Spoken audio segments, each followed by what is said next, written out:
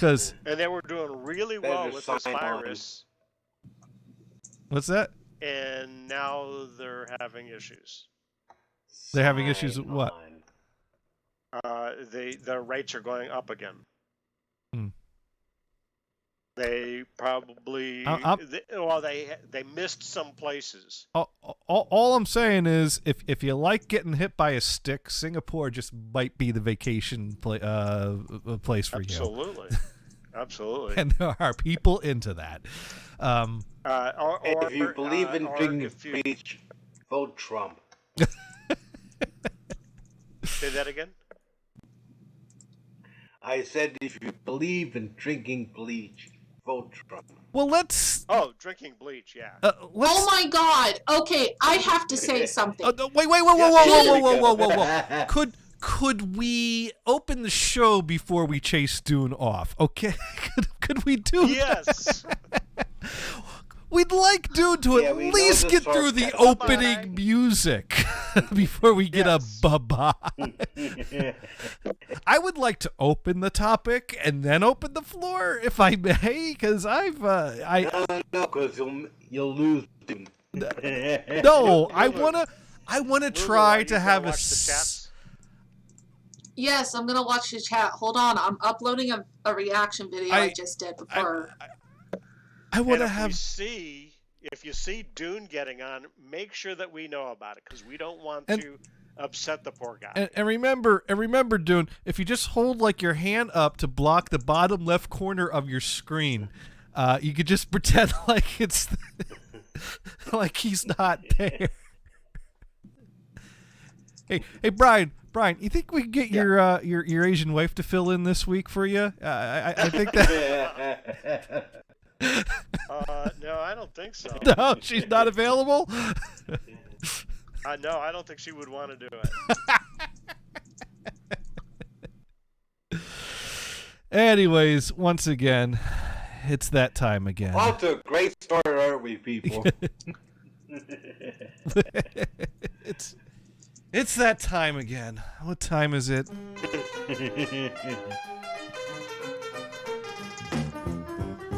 It's time for everyone's favorite internet radio show, the show that we call... Insert title here. Because we just change the name of it so often, we decided, screw it, we're putting a placeholder in. We'll fix that in post. But we're all here to talk about... and no one said anything about bleach, okay? Disinfectant. Bleach is only one of many disinfectants. So right off the bat, let's get this accurate. We're here to talk about the merits of ingesting disinfectants. Oh my God! No, wouldn't even talk about that. What are you talking about? No, well, all right, Lulu. Was that a reaction to something or something else? That was a reaction to what you just said. Well, we should weigh the pros and cons, shouldn't we? You know what? If you want to take Tide Pods and eat them, that's your problem. I've been looking for a way to work the Tide Pods back into this. I really wanted to. I've already worked Tide Pods in. Okay, if you want to eat the goddamn Tide Pods, then eat them. That is your goddamn fault. If you are fucking stupid to listen to the goddamn news reporters who twisted words, then fucking eat Tide Pods. Okay. All right. Twisting words. Let's talk about this because well, how else do you get spin if you don't twist the words? I thought I was gonna be able to talk about this. Sorry. No, you all go ahead. This way, none of this is my fault.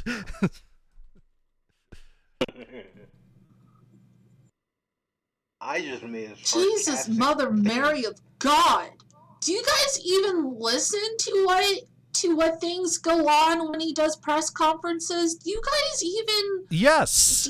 Yes. Did you listen to it? Because he wasn't saying that. He wasn't saying to go drink bleach. He wasn't saying to go drink disinfectant. I never said that Trump said to drink bleach or drink disinfectant. Now, here's the thing, because I really think that Trump did something even more stupid than this, and we'll get to this and my opinions on this. But first, we should set a title. Warning, don't drink it. Update all. There we go. That way people know, don't join the show. Anyways, I think the bigger gaffe was when Trump... Isn't your title the and a whole 10 megabyte of storage? Wow. Well, that was an outdated title, so I just updated the titles. So that should push out. So let me refresh my screen. It may take a little moment to update, but I'm hoping that will push out. Don't drink it. So yeah, I hit the reset button just as it says don't drink it. Yeah. Okay. What was that medication that Trump was telling people? Just take it. Just take it. What have you got to lose? Hydrochlorophyll. Oh yeah, that turned out good. That. Oh my God, he wasn't saying hydrochlorophyll. I know. That's not. I said it wrong on purpose because we're the anti-malaria. Brian, can you just give me the facts so I can talk about the facts? What facts? Who wants to know about facts? Nobody does. Then what are we here for? What are we doing? Comedy. All right. Here's the deal. Because Trump is supposed to be leading, and Trump is not a doctor. The doctoring stuff should be left to doctors. So when Trump goes up there and states that his opinion is that you should just take this medication, now I understand that what Trump was intending was that if you're going to die, you're on death's bed, you may as well drink the Kool-Aid. The problem is that a very real effect of Trump interjecting his advice with just take it instead of consult with your doctor was that people ended up taking the medication that didn't need it. People ended up looking for the medication, trying to take it for preventative uses, which is not at all what it's about. And that's right. No. And then there was a run on the medication, and there were shortages on the medication. These are very real consequences that Trump saying those things has. And that's the type of things that leaders need to think about and be careful with what they say. You don't give people medical advice from the presidential platform. You tell people to consult with their doctors because it's a very much case-by-case thing. On the same line, the television is full of ads about, particularly the psoriasis ones. Mm-hmm. If you have this, such and such, take this pill. And it goes on and on and on. Of course, it does say consult with your doctor. Well, I don't think medications should advertise like that. You can get some of this stuff without consulting a doctor.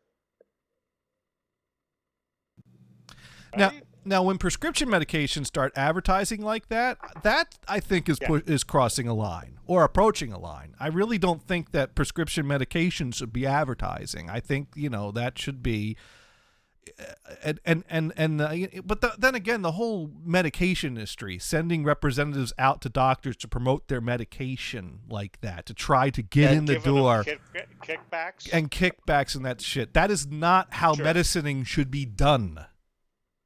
Yeah, it's good to pull the side effects. That can kill you. So I think that's the bigger gaffe that we should be. Ads. Or restrict smoking ads. We don't let them do that, but no. But they have to follow the rules. But here's the thing. Trump basically was talking about light kills the virus. So I asked my doctors, can we inject light somehow? Not the most unreasonable question, but I mean, this is not exactly a brand new question or idea. I mean, these are the type of things that we've found that no, if it were that easy, we would have found a way to do that.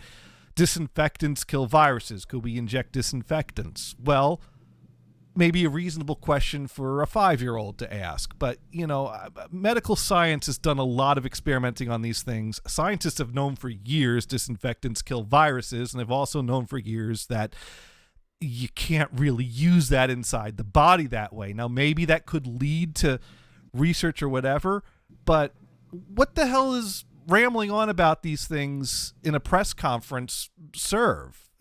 But to suggest that things that are known to be dangerous are being researched.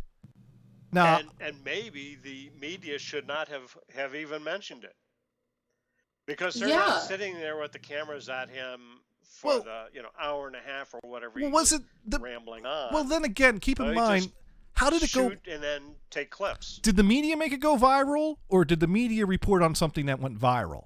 I don't know, but I'm just saying that went viral. No, it was he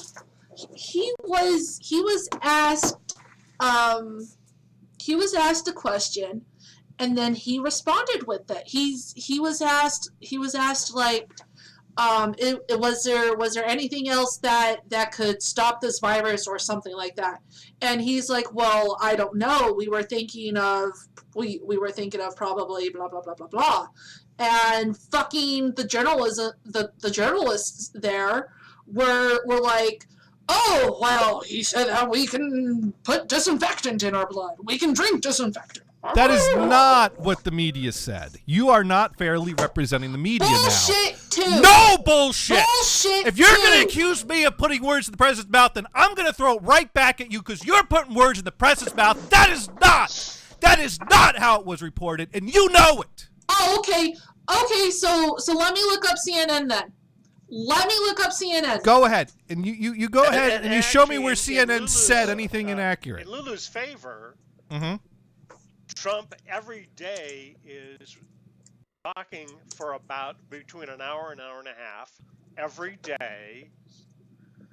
CNN doesn't have the camera on there the whole time, at least on the air. They take clips from that, and this is what they decided that was important. I don't know. I got to tell you. This is not the important piece. When I turn on the news, generally the news gets interrupted whenever Trump goes out on there. I've seen them broadcasting quite a bit of it live. They don't have to. But the media, the memes are saying that Trump said we should drink things like that. The reporting, the actual news reporting, quoted him. So no, the mainstream media are not misquoting Trump. Did we lose Dune already? Probably. He didn't even tune in. Or did he even join in the He didn't tune in. Why do you think I let this go as far as it did? He didn't tune in. He would have said howdy by now, or bye-bye by now. No, but no, I mean, look it. Actually, I would like to have his input on it. I'd like to hear what he has to say. You know what? And I don't care what he says. I would like to speak on that a little bit because Dune I consider to be a very good, very close friend. And we don't talk about politics at all. And that bothers me. Because he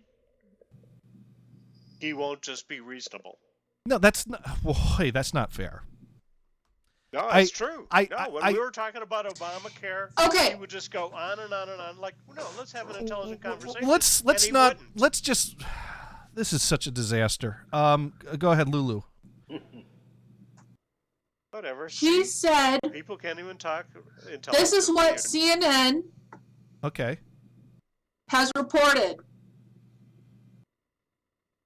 Roll up for Donald Trump's Old West traveling medicine show. Is this an opinion piece or is this a headline? Because I did not see that headline on CNN's front page. Fine, I'll let you fucking read it. I mean, yeah. Pop the link. There it is. I'll let you read it. Let me find the right window here.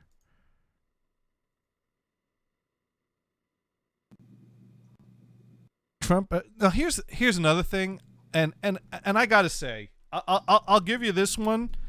Headlines on articles are oftentimes awful, and I think that not true. I think commonly right here again. Well, I just want to say before I pull into this, because CNN again. Oh my God! Can I get a fucking sentence out this whole damn show? Every time I try to get a thought together, it's this coming in here, this coming in here. Yeah. Just let me get a coherent thought together.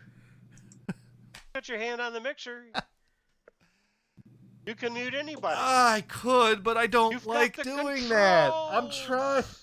Okay. Breathe. See if I can get a thought out here. Because so many issues. Hey, Lulu, is he always this emotional? Oh, my God. Yes. I just want to... I have so many thoughts, but I can't get to any of them because you all keep interrupting me. Now you know how I feel. And me. I give you all turns and we go around the room, but I can't ever get a thought out. I wanted... Okay, launch it. I had spent hours this week thinking out what I wanted to say about the disinfectant thing. As soon as I said a jokey line about disinfectant in the opening, I was attacked. I was attacked before I could make a joke, and I was gonna try to rationalize and weigh this side and that side and try to show some understanding for there and where I came to and why I did this. But then it's like, well, this, and then they said that, and then he said this, and oh my God, the media's twisting everything. And it's like, I can't even get a thought out before everyone's screaming. So yes, I had to push back. I think a big problem in news is the headlines are written by people that didn't write the articles. Okay.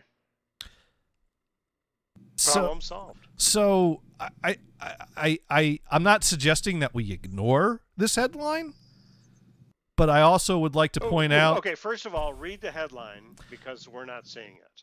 Trump, ever the salesman, is peddling dangerous cures for coronavirus. Now, Lulu, I will grant you, not a fair headline, and not a fan of it. Yay. Okay. Because that headline implies that Trump is suggesting dangerous cures, whereas, no, I don't think that does fairly represent what Trump was saying. I don't think Trump should have said what he said, but I do think that whoever wrote that headline was trying to grab viewers in there. And so what else does the article say?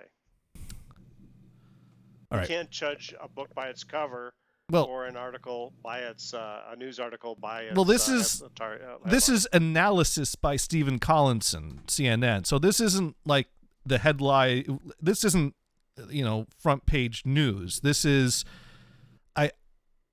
I almost want to say that analysis suggests to me opinion piece, because if someone's going to analyze something, he's going to say what he thinks. So I don't know that this is on CNN's page, which is a news page, but I don't think this is what I would call a piece of objective CNN and most journalism. Of today's media is that they mix what is considered news and what is considered opinion. And they yes. blur that line. People don't even know where that line is. Yes, that you is. could say the sky is green and make a big deal about it because you think it's somehow a freaking important thing. Yeah, and I mean, when I go to CNN, I just kind of hit the headlines and I try to stay away from the opinion pieces unless I want opinion pieces. But yeah, that line should be better defined. Right. So yeah, this is an opinion piece because with an opening line, which Lulu also read out, and yeah, roll up for Donald Trump's Old West traveling medicine show. He's marketed stakes in real estate. See, clearly this is not news. The problem is people read this as news. But the problem is every site has opinion pieces like this. It just should be better marked and as that. The articles I read were, the facts. Trump reported this. Trump was criticized for that. I that's the news I read. But yes. Well, the Lulu, thing is, Walter Cronkite is dead. Yeah. Because he would tell the news. Most people didn't realize that he was a Democrat. Because he didn't put his opinion out there. Now the whole thing, OX is writing in, I think Trump can say whatever he wants, just as any person can say.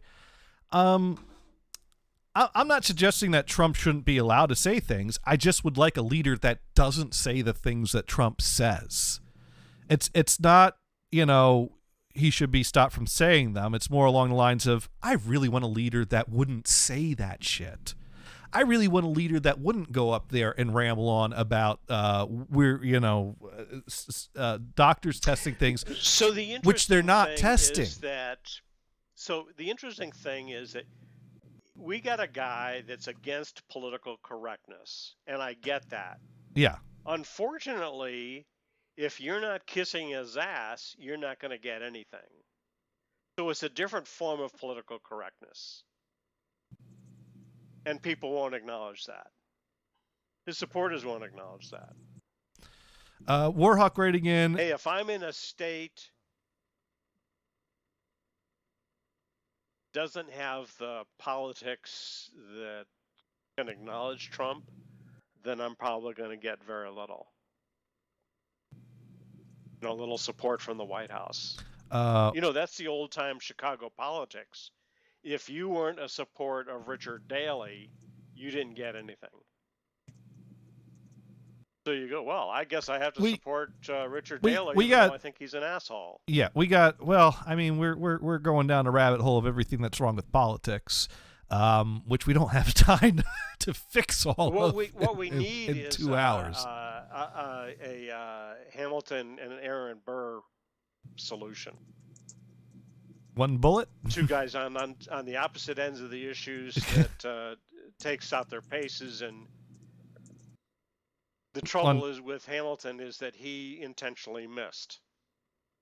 Well, the problem is Trump has no problem pulling the trigger on a gun and shooting someone in broad daylight out in the street.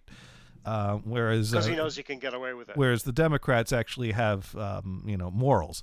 So yeah, that was not news. That was an opinion piece. Warhawk wrote in, and that's the way it was. Exactly. Right on. What a good man. No. So yeah, we got these opinion pieces that are being posted on news sites and sometimes are read as if they are news. But this is not the type of reporting that was being done as headline news. So, I like I said, here's the thing. You could make the argument that Trump was talking about testing and medical research that's being done. But then after the fact, everyone comes out and says, no, there are no research or testing being done on using light or disinfectants to internally kill the coronavirus. So what the hell was Trump rambling on about? And that's not what he said either. One guy I think he's a friend of a guy that I know on Facebook, posted a picture of a procedure where I think it was an infusion process, and UV light was right at the edge of the skin. The trouble is, what people don't realize is that you're not going to be injecting UV light under the skin. What we're talking about is UVC, which is very dangerous. Okay. If you entered a room with a UV light, you could go blind. It could cause cancer. It would kill cells. It kills anything. That's why you don't see UVC very much. That's dangerous stuff. There are medical uses for it, but it's in a controlled environment. Hey, you're not going to go, oh, let's kill the viruses. Oh no, you're going to be killing anything that it comes in contact. Here's the thing that and you can't exactly pinpoint, like with cancer treatments that use radiation, you know where the cancer is, you can pinpoint it, so you zap it that way. With the coronavirus, it's all over the place. So, and you can't tell where it is. See, I mean, if have you read the figures whole that article? Out, that'd be great. All right, now then. I'm done with this. Have you read the whole article? I'm done with this article. What do you want to say, Venison? Like I said, have you read the whole entire article? Which article? The opinion piece? What you were just talking about. The opinion piece? The CNN article. The CNN opinion piece? Yeah. What about it? I think a part of the reason, they went on about the injecting and, that. Damn it. Close that. Disinfectants. Might better come from this statement. Then he asked his eyes on camera whether zapping patients with light or injecting disinfectant sick patients from inside could cure them of disease. I think that's where they took off from. Right. Yeah, he asked a question on air. He didn't say do it, but he asked a question, which unfortunately got all the stupid people thinking that, oh, maybe so. Because in New York, they had, this was about 3 days ago, they had like 40 some people that checked the Poison Control Center from ingesting bleach. Yeah. And that's the danger of just sporting something out. I would have preferred that he says, medicine is should be looking into this further. And they could be looking at the hydrochloric. Yeah. Hydrochloric. Here. When you say it wrong, it's hard to say it correctly. Let's hydrochloroquine. Let's bring up the audio here. So I ask Bill a question that probably some of you are thinking of if you're totally into that world, which I find to be very interesting. So supposing we hit the body with a tremendous, whether it's ultraviolet or just very powerful light, and I think you said that hasn't been checked, but you're going to test it. And then I said, supposing you brought the light inside the body, which you can do either through the skin or in some other way. And I think you said you're going to test that too. Sounds interesting. Right, and then I see the disinfectant where it knocks it out in 1 minute. And is there a way we can do something like that by injection inside or almost a cleaning? Because you see it gets on the lungs and it does a tremendous number in the lungs. So it'd be interesting to check that. So that you're going to have to use medical doctors with. But it sounds interesting to me. And that's the line that he does say. You have to use medical doctors. Right. So sure. He does say that. Line everybody got on. Yeah. But and about the hydroxychloroquine. Well, Venison, your connection keeps breaking up. But so what? Yeah, we could barely understand the audio you. Kind of. Shit. But anyways, so he turned to these doctors and basically if you listen to the way he said it, basically Trump is saying, I had these great ideas and you're all going to go test those, right? And they all say yes to him. But then after the fact, we find out, no, there is no testing being done on these things because injecting light and injecting is disinfectant is, toxic. Stupid. But it's still dangerous to suggest these things in public to people as if medical science is really testing these things. And the interesting thing is that UVC does not penetrate fabrics, so you can't even use it on a fabric. Okay. You can, if you have a flat surface that's fairly, flat surface, it'll work there. Hotel rooms, there's this new object for hotel rooms. It's been out actually for a little while. But they can send this robot in that, like that looks like an R2-D2, close the room off, and it floods the room with UVC light. And that will kill anything, bed bugs and viruses, bacteria, et cetera, et cetera. Now, I don't think that's being used that much, but it's an interesting idea. Lulu sent a second link.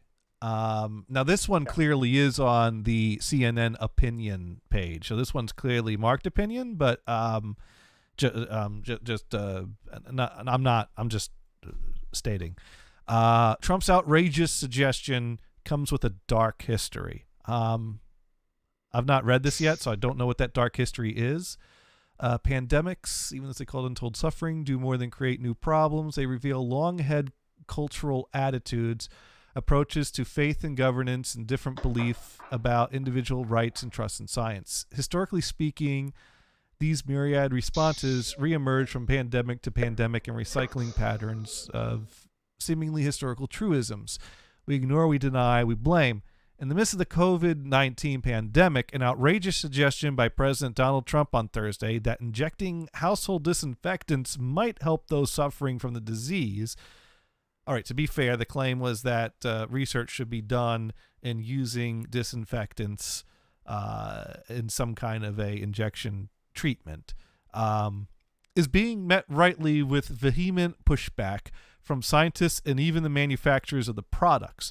Shortly after the president's remark, Reckitt Benckiser, the British company that makes Lysol and Dettol, issued a statement soundly refuting the notion. As a global leader in health and hygiene products, we must be clear that under no circumstances should our disinfectant products be administered into the human body through injection, ingestion, or any other route.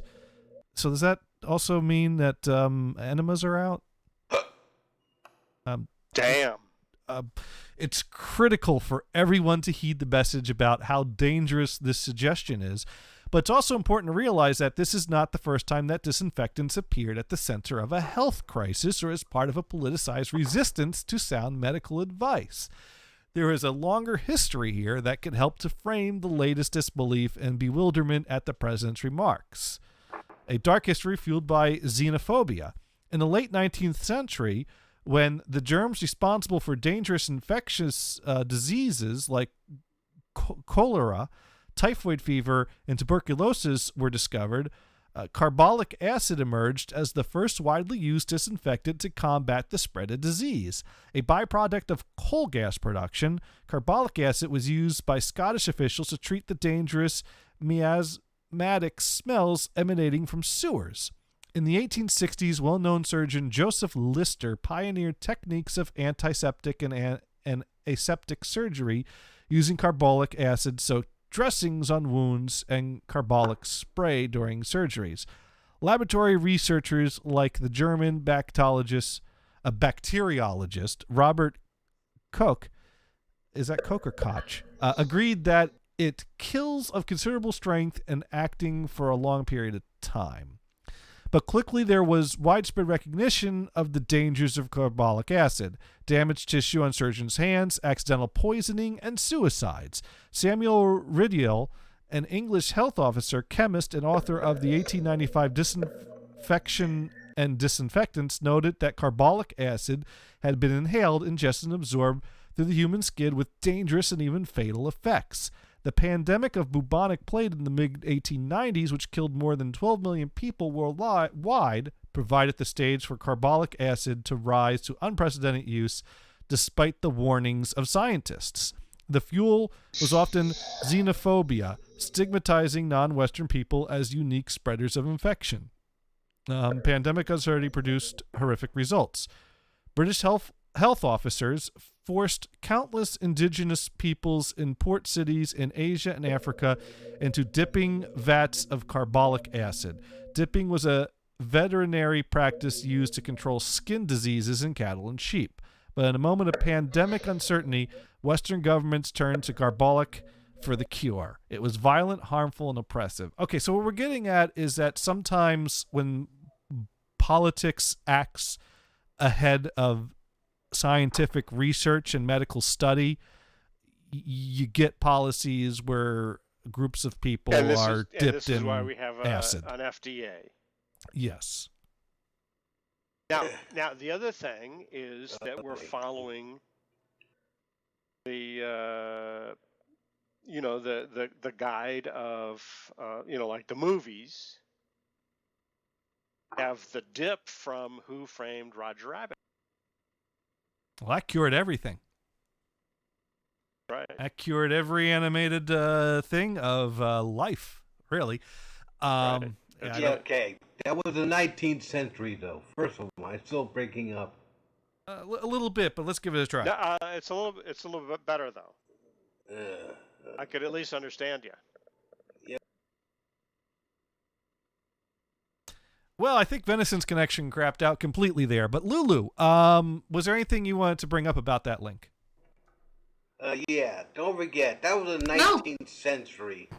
You know, no, we've been educated since then. Fuck it. Well, even in the 1960s, you could buy mercurochrome, I tried. Which contains have mercury. A good fucking show. Wait a minute! Don't. No. She was like saying she couldn't get her word in. You know, meanwhile, I try to say something, I get interrupted. Okay, Venison, you're on. Well, basically, I just said everything. But, you know, it goes to the present time. That anti-malarial drug, that quinine, whatever, you know, it's been proven to be not good. In fact, it could make you very sick and possibly death. You know, but the only reason that Trump's pushing that is because he got a financial interest in it. He's promoting it because he paid money. Yes, he's paid money into it. Okay. But that drug is ineffective. Hey, I just realized something. We forgot a key ingredient to having a healthy, productive political conversation or political discourse. We forgot to pass the weed around, man.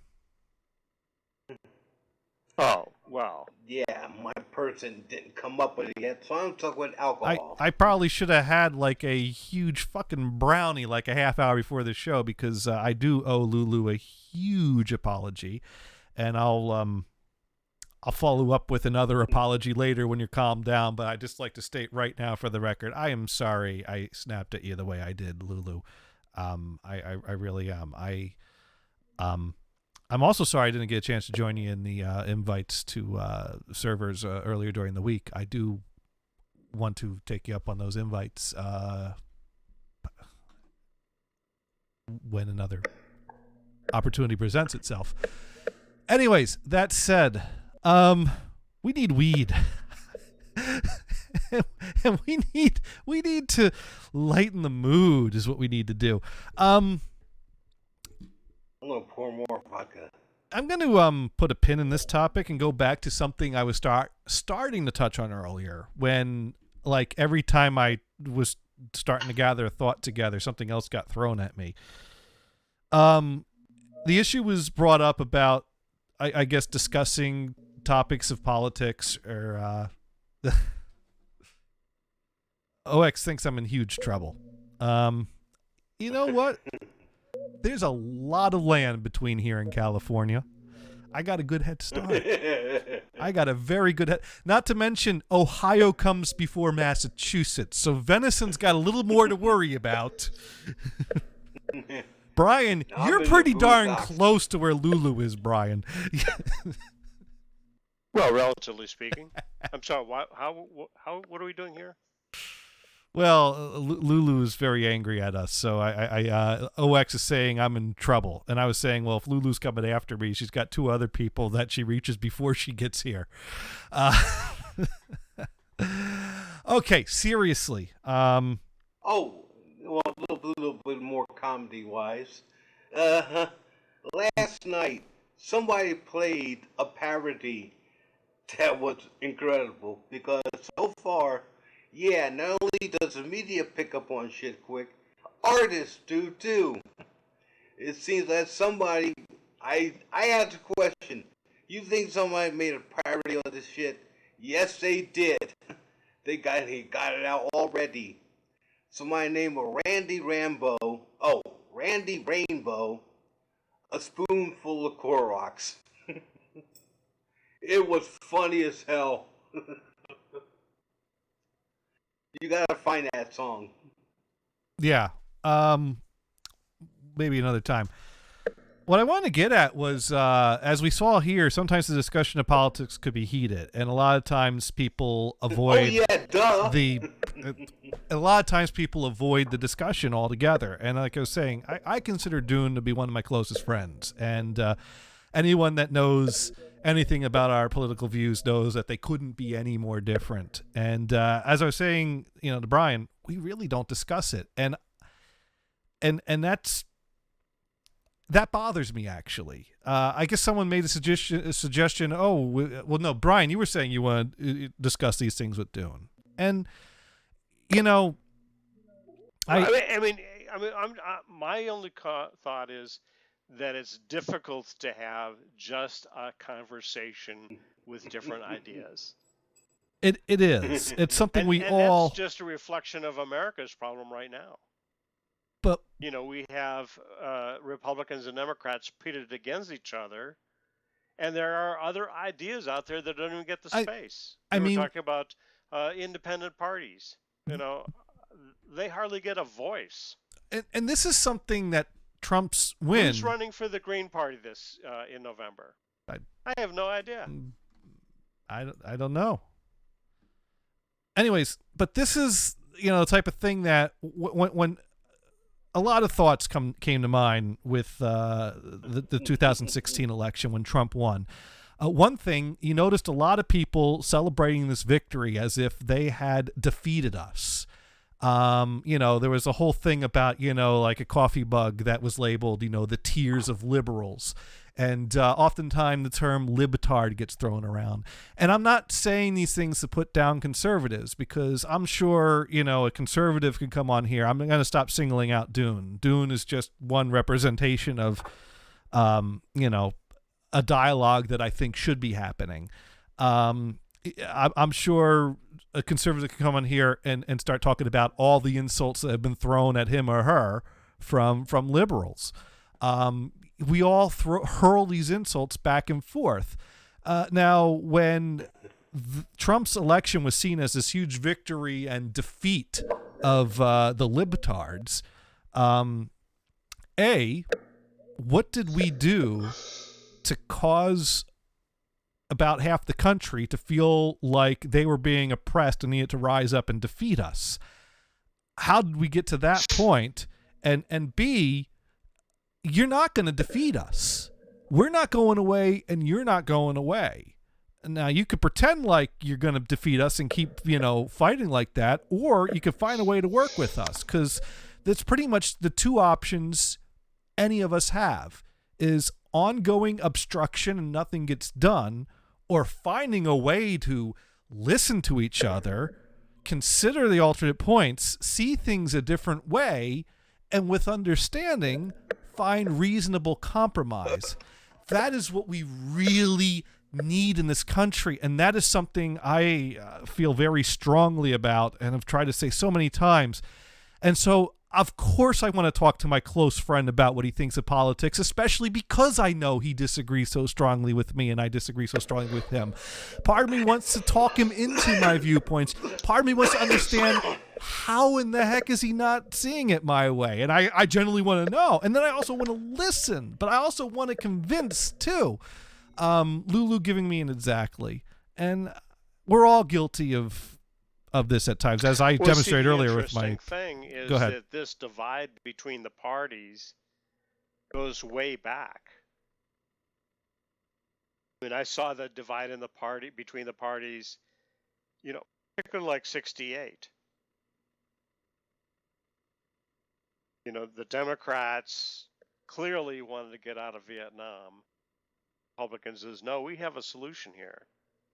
And Nixon even had the balls to say, we have a secret plan to get out of Vietnam. And the Republicans believed it. I mean, I myself thought that Nixon had a better plan than McGovern. Clearly, I was wrong. No, yeah. I thought the whole break-in at Watergate was completely unnecessary. He was already winning. But he was a paranoid SOB, so, they nailed him for it. Yeah. Yeah. And that just continued the divide. At least back then, you had some Republicans like Lowell Weicker, and there were others that said, no, the president does not have unlimited power. He can't do these things that he did.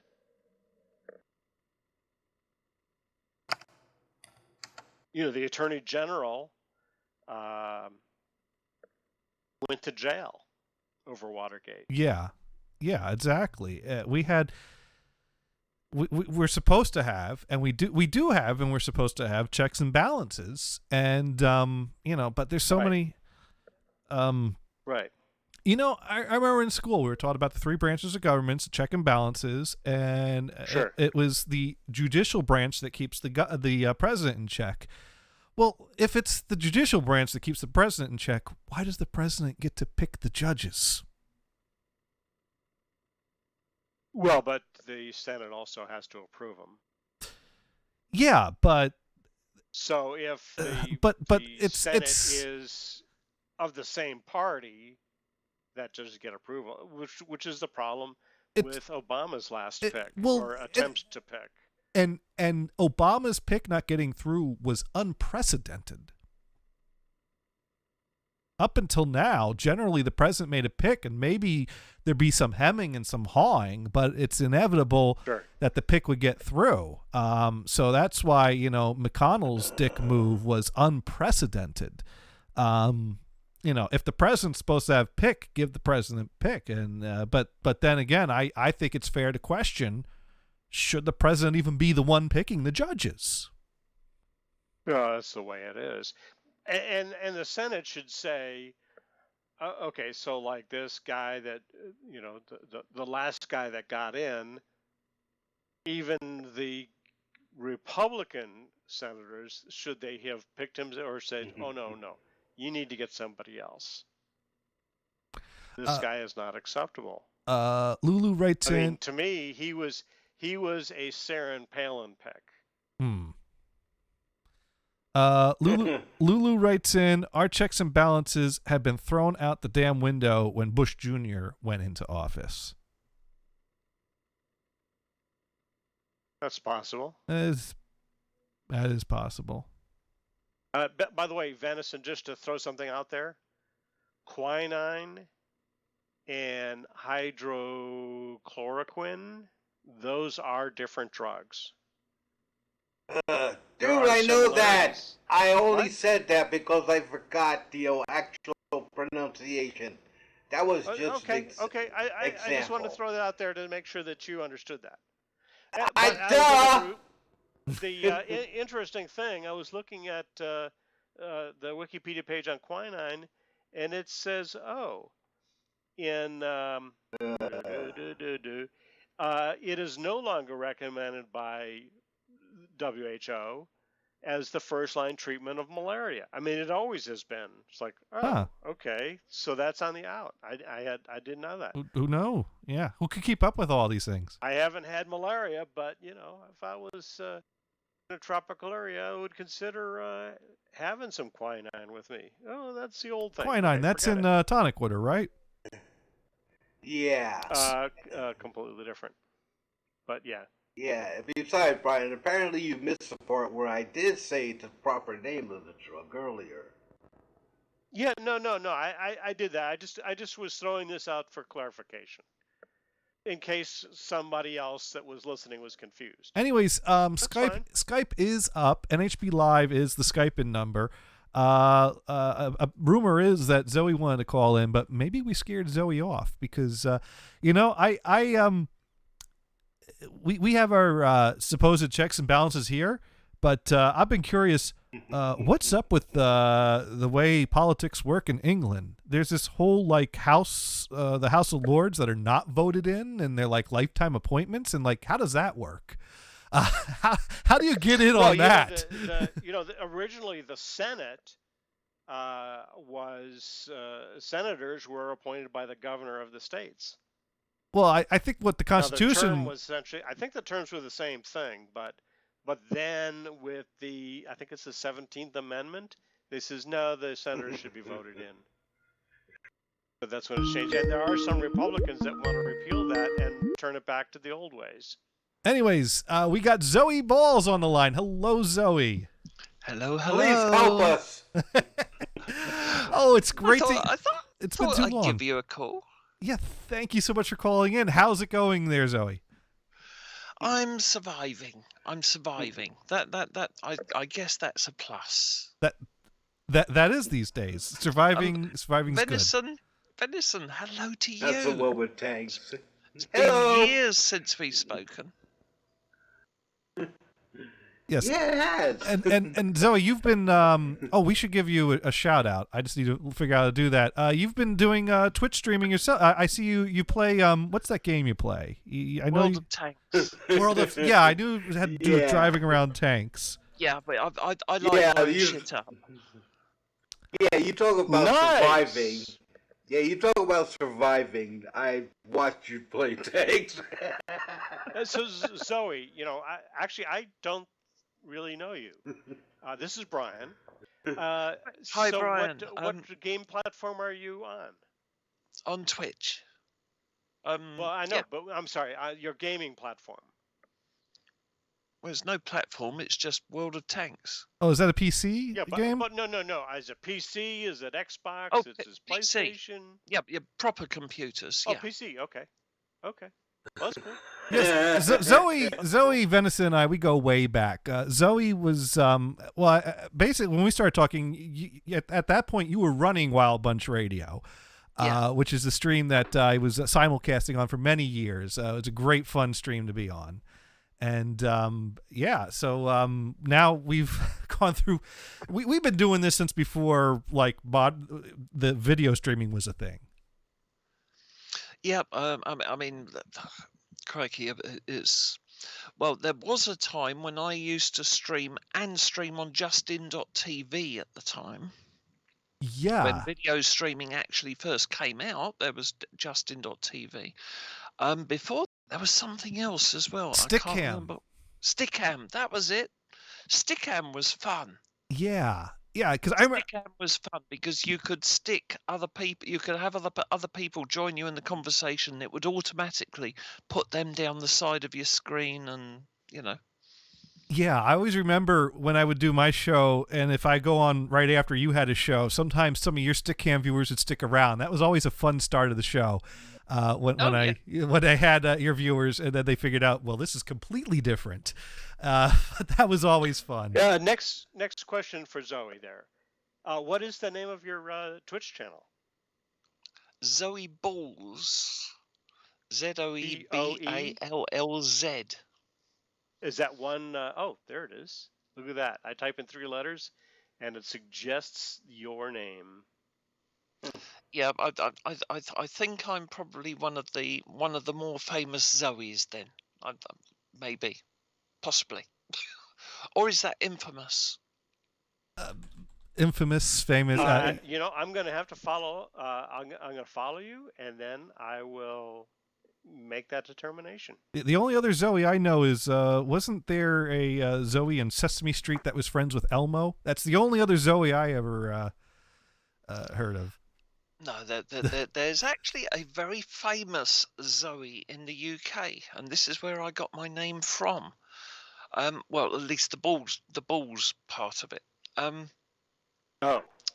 Right, no, it's okay. I can say that because we're not on June's channel tonight, are we? Thank you. Yes. You can say any fucking thing you want. Okay, no, it was right. I'd always really liked the name Zoe, you see, but It is I a cool needed name. to have a surname to be able to get a domain name. I won't go into the ins and outs of it, but it worked out a lot cheaper if I had a surname, you see. So there was a radio presenter at the time, although she's now turned into a major TV presenter, called Zoe Ball. And I believe the show's relatively popular in the USA. Strictly Come Dancing. I'm not familiar with that one. Do you know that one, Brian? No, that doesn't ring a bell. I Never know heard of of it. another Zoe. This is It's an definitely American that in the does USA anyway, touring but worldwide. But- She's a cellist player. But to let Zoe continue. Keating. But go ahead. But anyway, Sorry. Zoe Ball was Radio 1, Radio 2, DJ, broadcaster, been around for donkey's years. And as you can probably tell from my voice, I haven't always been a Zoe, you see. So I thought, well, if she's Zoe Ball, I will be Zoe Balls with a Z on the end. And then 4 years ago, I got a middle name. No. Ah. Oh, I love that. That's so clever. That is great. Was I supposed to play a drum fill there, or? Yeah, something like that. Badum-tish. There There you go. But no, it's anyway. That's where the name came from. But yeah, I mean, oh crikey, back in the day when Damon was around, and what was the oh crikey, I'm trying to remember some of the names from years ago. Now. Jiggy Jaguar is still streaming, by the way. Oh, nice. Jiggy Jaguar from back in the day. He streams on Twitch. No, not Twitch. He streams on YouTube. Ah, yes. Oh, He streams on I remember YouTube. him. Yep, and the other day he was at and get this, I couldn't help but notice because I was streaming at the time, all right, and I noticed that he was actually streaming, talking to a transgender porn star. Wow. Yeah. Meet lots of people on the internet. Yes, you certainly do. Well, I mean, I was telling people there was a time when I got invited to go and join a transgender porn star in one of her movies. Awesome. Well, that was a while ago, though. Now, I remember a while ago you got to visit and hang out with Video Vamp, who's still streaming on NHB. Yes, I know. Only problem is Video Vamp streams at the same time as I bloody stream, so I can't watch him. Oh, that's a bummer. Well, that's okay. He goes on like a half hour late anyways. So you're not missing much. No, but I mean, he starts after I start, and he finishes before I finish. So I can't get to see him because he's on exactly the same days at the same time. Oddly enough, his girlfriend had the same complaint about him. Which girlfriend? That is the question. Oh man. I think he's had the same girlfriend for a while now, but yeah, he was going. Anyways, you were saying Venison. No, I'm saying I'm just remembering when Zoe came around my area, and visited us. And I'm sorry, but the funniest thing I remember about that was seeing the Goodyear blimp flying overhead, and along with its advertisement, something else came up. It just said, "How's my driving?" Complaints, called, and they had a number. And you're like, you're in the blimp. Why are you saying, how's my driving? Right. I remember that. I don't like the way that blimp is going over there. It should be floating that way. Oh, man, I was laughing so hard. The time when you get really worried is if a blimp cuts you up. Yeah, exactly. I remember one time I called one of those numbers, not on a blimp, but I was driving to work one morning, and I'm on Route 1 in Maine, so it's probably a 55-mile-an-hour road, but everyone's going like at least 70 because it's a pretty major route, and there's multiple lanes and things like that. And I get to the top of this hill, and all of a sudden, this big yellow monstrous construction video decides now would be the perfect time to make a left turn right in front of me, forcing me to slam on the brakes and not plow right into this thing that I didn't stand a chance again. It was a humongous yellow monstrosity. I was right there. There's no way this guy could have missed me. He just turned right in front. I was so pissed. And there, right on the back of the vehicle, was "How's my driving?" 1-800. I wrote that number down. I got to work. Stormed to my desk, fuming. Fucking yellow. And how many road rage? The trucks that have those numbers on it, how many times do they get a positive call? You know what I'm saying? You know what? Maybe there should be a rule. For every negative call you make, you have to make a positive call. So now the next time I see one of those numbers, I have to call and say, yeah, guy was doing a good job. Just want to let you know is driving. But anyways, so I called. I said, look. Excuse me. My favorite thing is there is a garbage truck that goes around in Denver. Mm-hmm. And they never get complaints because it says satisfaction guaranteed or twice your trash back. And that's a promise they can make good on. That's right. I suppose you could always use a throwaway phone. Yeah, there is that.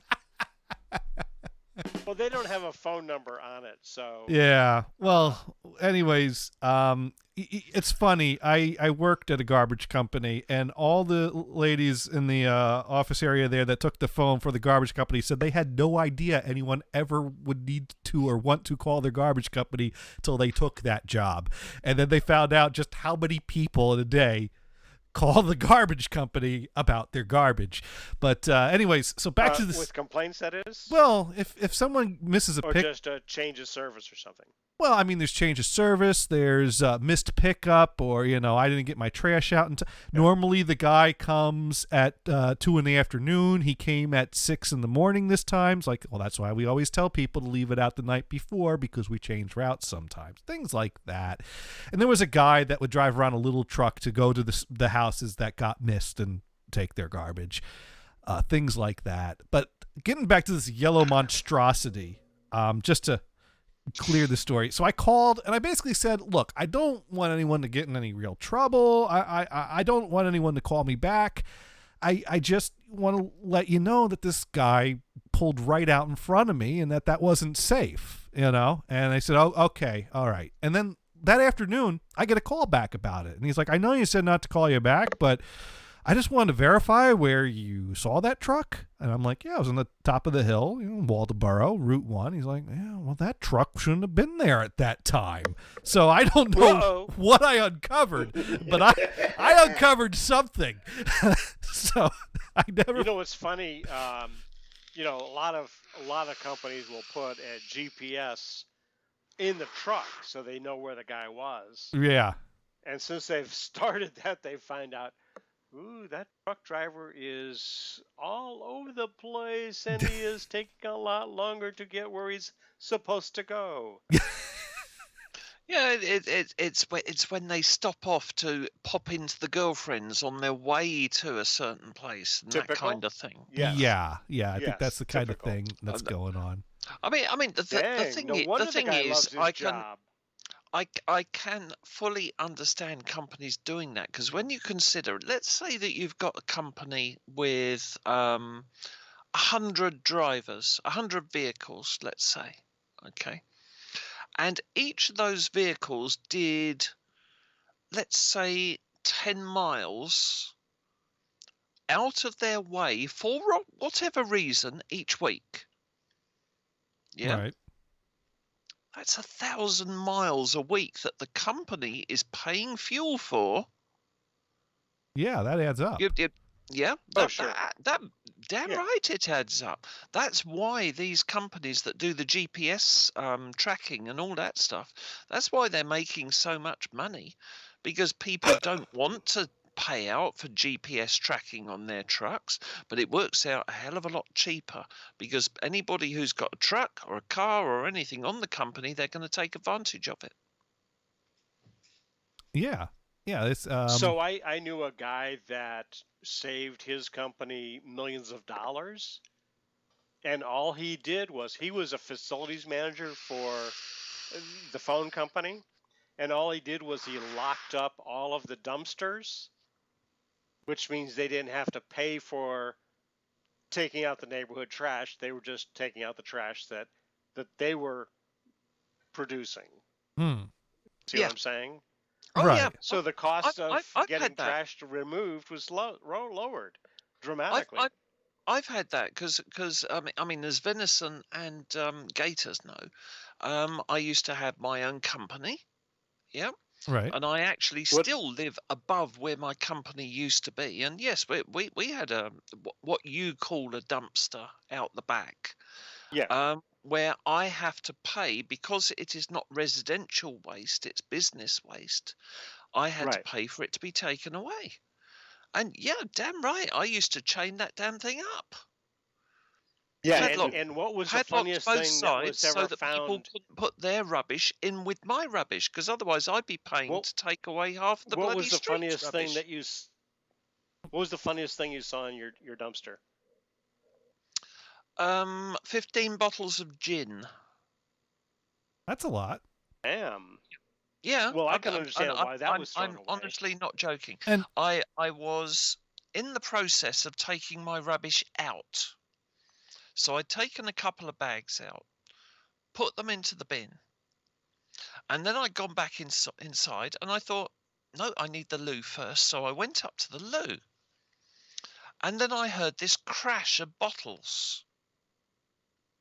And I thought, oh, okay, somebody's, maybe the pub's chucking their rubbish out at a different time of the day. And I go back outside with another couple of bags to put in, and there's literally, and I counted them, and 15 bottle tops from smashed bottles of gin in the back of my bloody bin. Someone had a party and they didn't even invite you. Well, no, they must have a camera in my bloody toilet to know when I was going in. Damn. But yeah. So this guy said the funniest thing that he saw in one of his dumpsters. Yeah. And I can't remember. It was either a ski-doo, a watercraft, or it was a snowmobile. I forget which one it was. One of those types of motorized vehicles. So somebody lifted this damn thing and threw it into his dumpster, and that would be a lot of weight. That's you don't throw those out in dumpsters. I was just thinking that. I would have dragged it out and tried repairing it, to be honest. Oh, you want to know the funniest thing? Well, hold on, Brian. Okay, go ahead. You want to know the funniest thing that I put in trash? And, they would come to my house, and dump the trash can into their bin. One night, we came back from New York, and we got boxes of ECs, nitrous oxide. Oh. And one night, I just went through them. Oh, I had a great night. But I emptied all the canisters into trash. There was, it filled. And the guy came around and looked in there. He just said, "What the fuck?" And you just heard him dumping in his bin, and you just go, crinkle, crinkle, tinkle, tinkle, crinkle, crinkle. And I laughed. Okay, question. What was the nitrous oxide being legitimately used for? Whipped cream. Sorry? That's a lie, and we all know it. No, it's not. He said what is it legitimately used for? Oh, it's used for making whipped cream. That's not what you were using it for, but yes. You do not use nitrous oxide with cream, for God's sake. How the heck was that used? Hey, I worked at a one of these ice cream shops when I was in high school, and there was this machine that pumped air into it just from the air. Uh-huh. And you had to get on there and hit the thing with a whipper. Right. It was a real pain in the ass to get that job, but Whippers, it didn't include. Whippers normally are a pain in the ass. I'll be completely honest here. Sure. Oh, I need to. But it didn't involve nitrous acid, because then that job would be fun. Yeah, it's in the supermarkets, ready whipped or Cool Whip. You go in there. Well, they use it. Top off. Well, I used to. I used to hang out with guys. I used to hang out with guys that would buy whipped cream, not for the whipped cream. That's what I'm saying. But do they still use they that, bought or it because they yes. wanted the lids? Yeah. No, they would squirt the gas out. Right. Yeah, they told us about it upright and squirt the gas out. That we would do this, do a few of them, and walk away. I was literally in a circle where they were handing around the can of whipped cream, and so I observed the right way to do this, which is to hold the can upright, put your mouth on the nozzle, and gently breathe as it. Of course, once they handed me the can, I was not interested in. I use beer to kill my brain cells, so I turned the can upside down, opened up my mouth, and dumped some whipped cream in my mouth, and had myself a tasty treat to go with my beer, and handed it to the. And they would get pissed at me for doing it wrong, and I get pissed at them for removing all the gas from the can, leaving that tasty whipped cream in there with no way to get it out. Hang on. Can I stop you there just for a second? Sure. Right. My eldest son, years ago, when aerosol whipped cream first ever came into the UK, right? Mm-hmm. The spray cream. Right. And I saw him one night, and he'd gone to the fridge, and he got this can of whipped cream and decided that he was going to spray it into his mouth. Okay, the only trouble is he forgot to take his finger off the button. And when the whipped cream came shooting out of his nose at a rate of knots, you can all imagine this, a 10-year-old kid, whipped cream in his mouth, and he's got whipped cream coming out of his nose. Damn. Wow, that is that takes dedication to like whipped cream so much you want it not only in your mouth but in your nasal cavities and your sinuses, and keep going, maybe get up to your brain. Kids fun. So Zoe, real quick question here. Yeah. As far as favorite, I always say, as Johnny would put it, the brain cell killer. What is your favorite? My favorite Since brain you cell mentioned killer, gin. red wine, I think. Red wine. So do it slowly. Yeah. I like Shiraz. I like Cabernet Sauvignon. My favorite is Chateauneuf du Pape, except that I can't afford Chateauneuf du Pape. Right. I've never tried that. I like a Shiraz. It is really nice. It is really it's really, really nice. If you see it in a shop, if it costs less than double the price of a good bottle of Shiraz, then it's a crap Chateauneuf du Pape. Yeah. Okay, good rule of thumb. It's an expensive one, so if it's only cheap in the shop, it's going to be a shit one. Well, Brian only buys the good stuff, so I think I see a bottle of that in your future, there, Brian. Well, no, but I'm also cheap, so like if there's a charade that I like, I'll get it. And okay, if it's $20, it's a little more than I really want, but if I know it's a good one, I'll do it. But yeah, my limit is kind of like $20. So. Claret's nice as well. I do like a claret.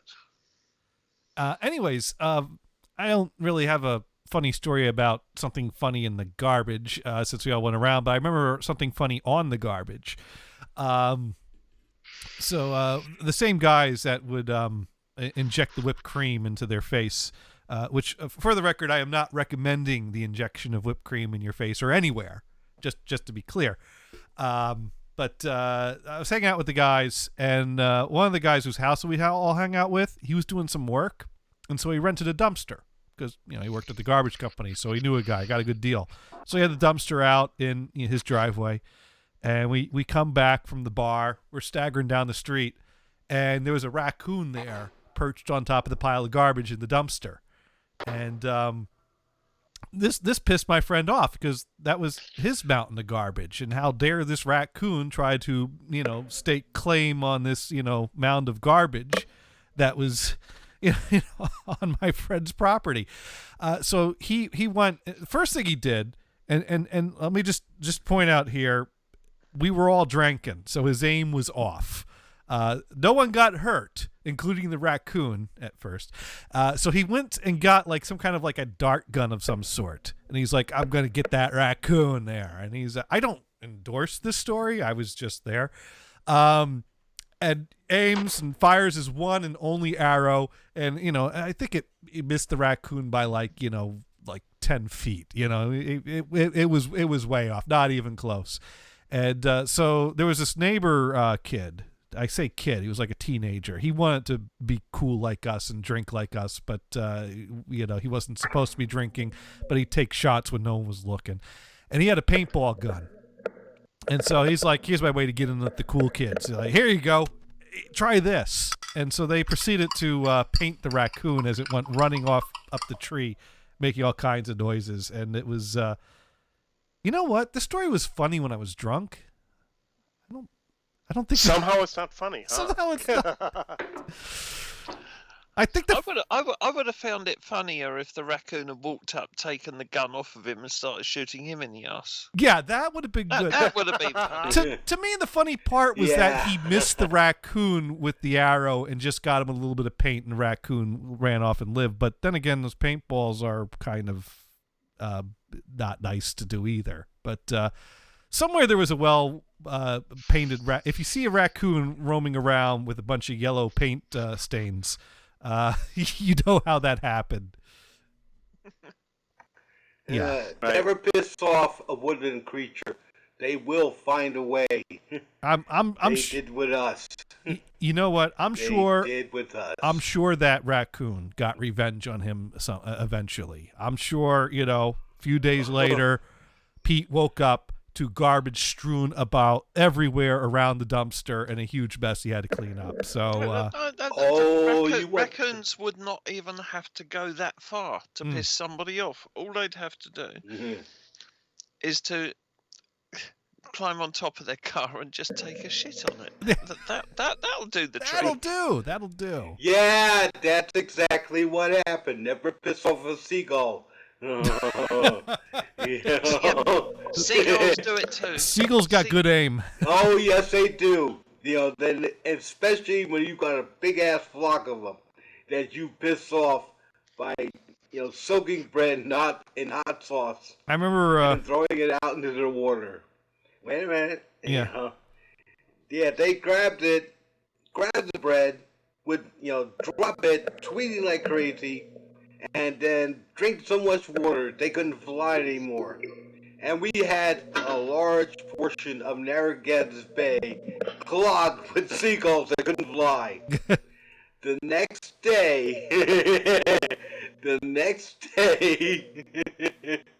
I drove in to my ship and saw what happened. Everybody, all the ships, and most of the dock was covered in seagull shit. It was white bird shit everywhere. and everybody was wondering how the hell did that happen. We didn't say a word. I do wonder sometimes if seagulls actually have crosshairs in their normal vision. Well, they must. If they do, they have that on the eyes in the back of their head, then, because that's the direction they're aiming. But my grandfather used to say that meant that you're gonna have a lucky day. You know, I'd be sitting on the beach, and a seagull would, you know, do its thing, land right on my bathing suit there, and I'm like, ugh. And my grandfather was like, "Well, you should buy a lottery ticket today. That's your lucky day today." So I never did. That was not a lucky day. It took 2 days to clean up the shit. That's why you've still got a seagull-coloured background to your chair.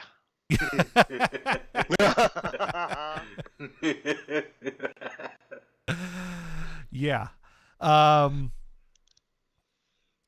They never knew who did it. They never knew.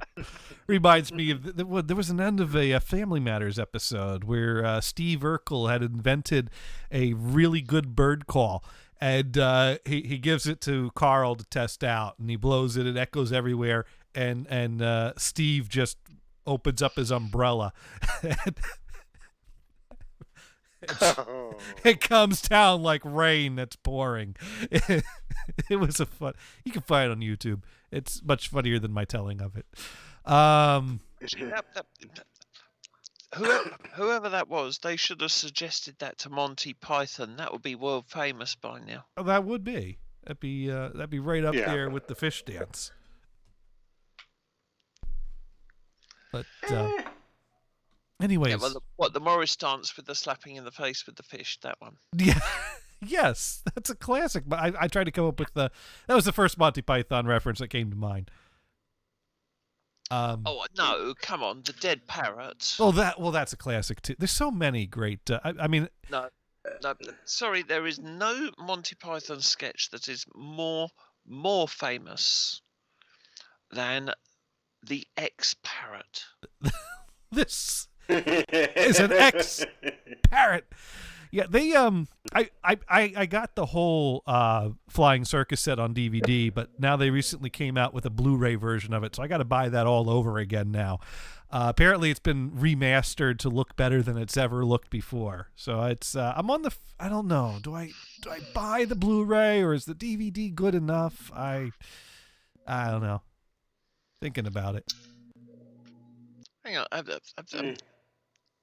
The thing is, when you watch Monty Python, most people are stoned anyway.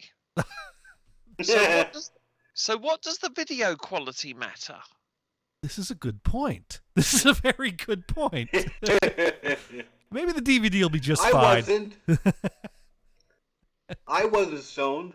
In fact, first time I watched it, I saw the TV guide and I decided not to turn it on because what's this? I don't want to see a circus. And then one day I did turn it on and saw what it was. You're like, what the hell kind of circus is this? Yeah, but venison, I was going to say, the only kind of circus you would have watched was the kind you wanted to join. Cool, good one. There have been times. Now here's the thing.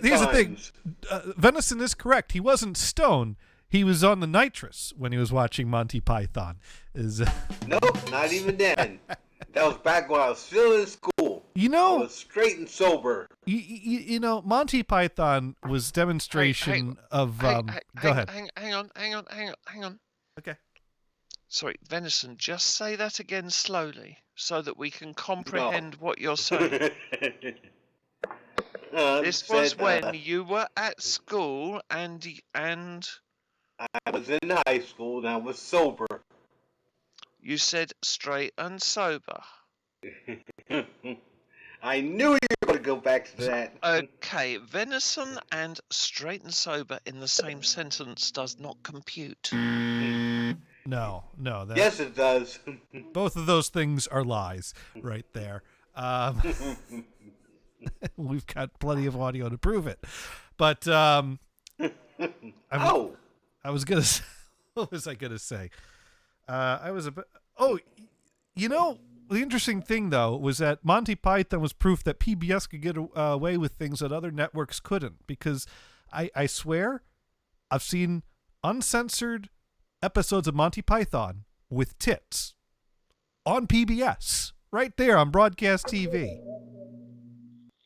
Oh yeah. They somehow got away with it without having to censor the tits. There's nothing wrong with PBS. Little Blue Birds. No, I don't think there's anything wrong at all. Which brings me to my next topic. I did want to bring up. PBS will do that. Apparently, there was something of a nip slip incident on Twitch recently. Has anyone heard about this? What?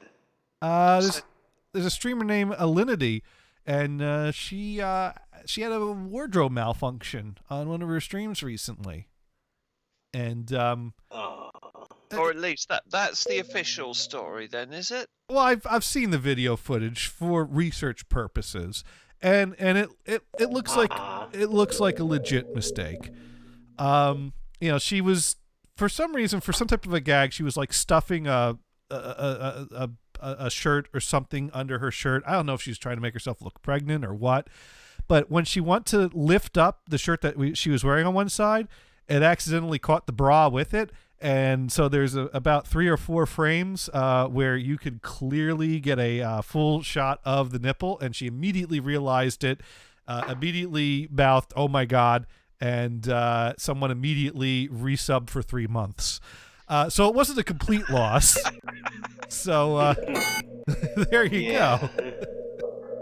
Beware of gators, he says, for research purposes only. Right. The Yeah, video. He was looking for porn. Yeah, but he learned that from you, Venison.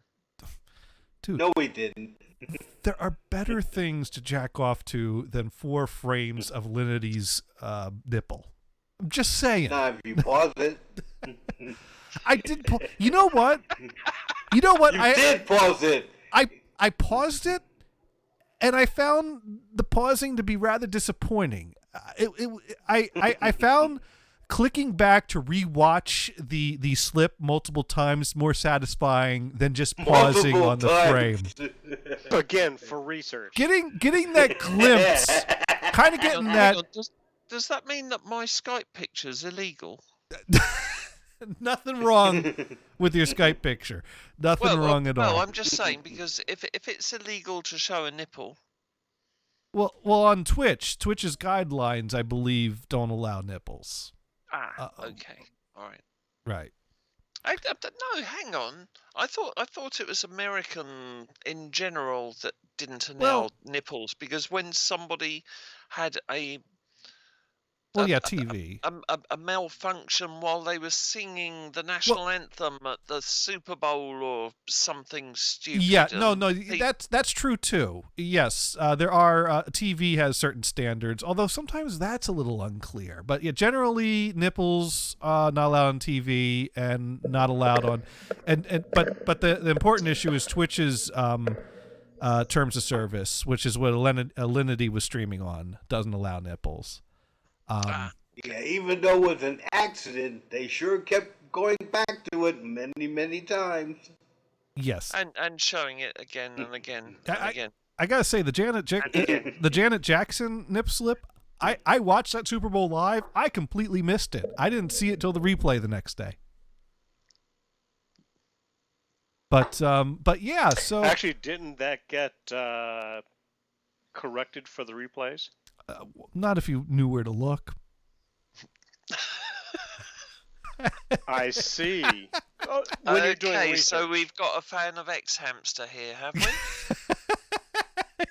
I think that was the site I went to. Wait a minute.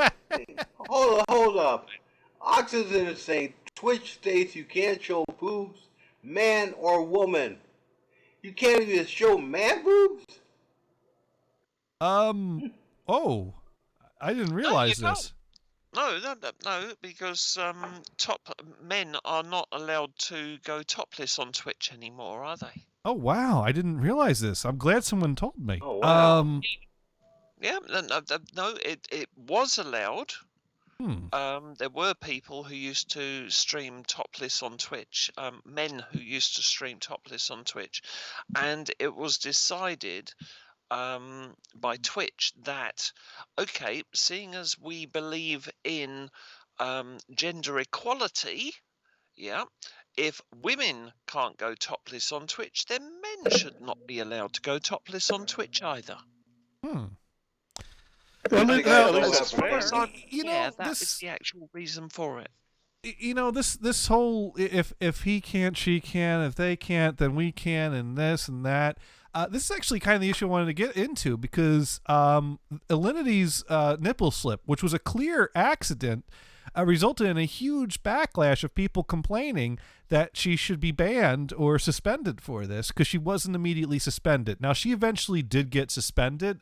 I think it was like a slap on the wrist, like she was suspended for a day or something like that. But what kind of struck me was that the people that were complaining about the boob slip were not complaining because they were offended, not complaining because they were put off at the sight of a nipple for a few frames. They were complaining because they didn't see enough. They felt that it wasn't fair for her to not get suspended when other people had been suspended. And I kind of wonder, is that where we are as a society, where we complain about things and complain that people should suffer certain consequences, not because we felt that there was anything wrong that happened, but just for the sake of fairness? I mean, who wastes their time complaining about things they're not bothered by? Yeah, but there's a huge difference between people who do it genuinely accidentally and people who do it kind of accidentally on purpose. Or, for that matter, people who just plain simply do it on purpose. There is a huge difference between that. And as long as you judge that correctly. Right, but Lulu came up with an interesting point. The on purpose, there's not normally much argument about it. The accidental on purpose is the, oh, whoops, sorry, did I do that?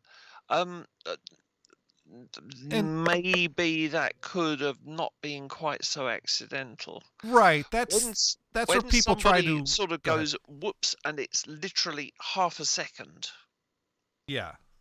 And they blush afterwards, and they apologize to everybody and say, "Oh my God, I can't believe that I did that. That was, yeah." I think on average people can tell the difference. Yeah. Okay. And I think this was, I mean, she stopped the stream. She deleted the clip. She didn't stream the next 3 days. I don't think this, but the problem is, if you allow accidents, there are people that could have, like you said, the not a legit accident. And some people might be good at acting and it's hard to tell. And then you have people that point, well, how come they can get away with an accident, but I can't get away with a little, or Well, the world gets so wrapped up in fairness. Comes down to the same thing that right. I mean, Twitch, for instance, Gators. Yeah. Twitch hold you personally responsible for anything that I say.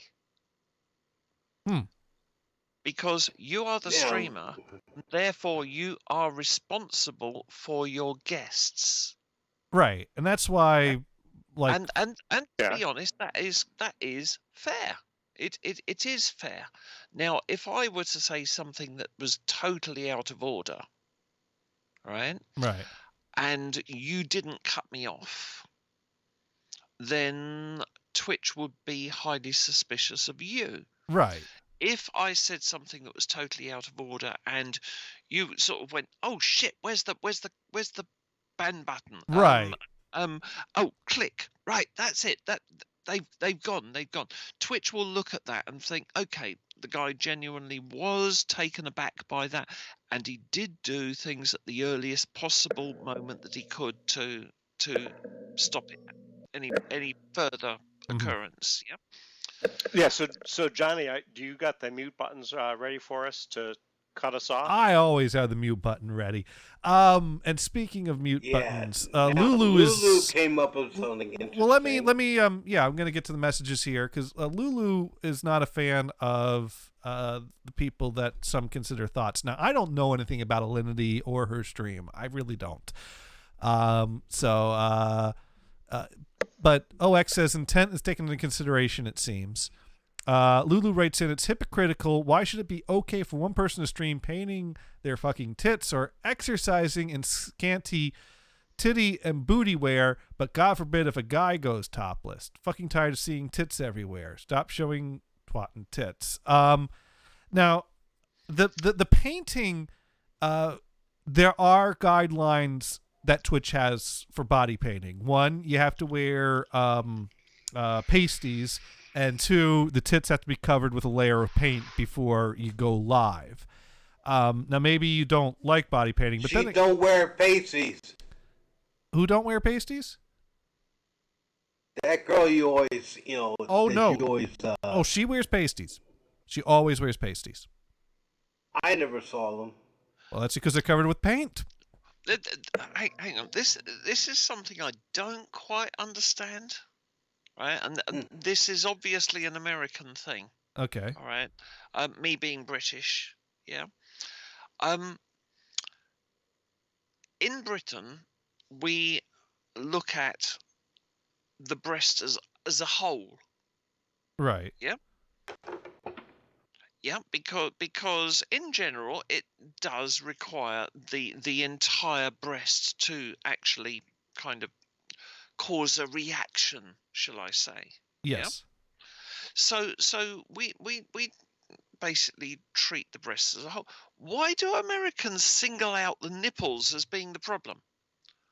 Well, I don't. I mean, is this something different about the American and the British psyche in that British guys just like boobs, but American guys like nipples? I think that comes down to well, keep in mind, here in America, we're a little bit more hung up on what is displayed on TV.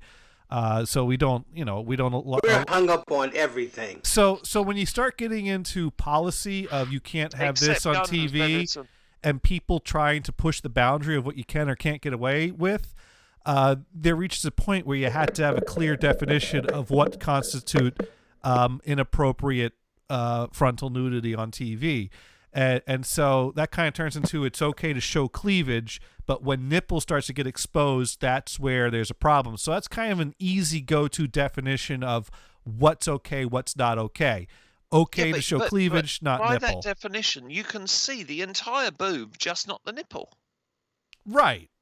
Which technically is not the same as in the UK.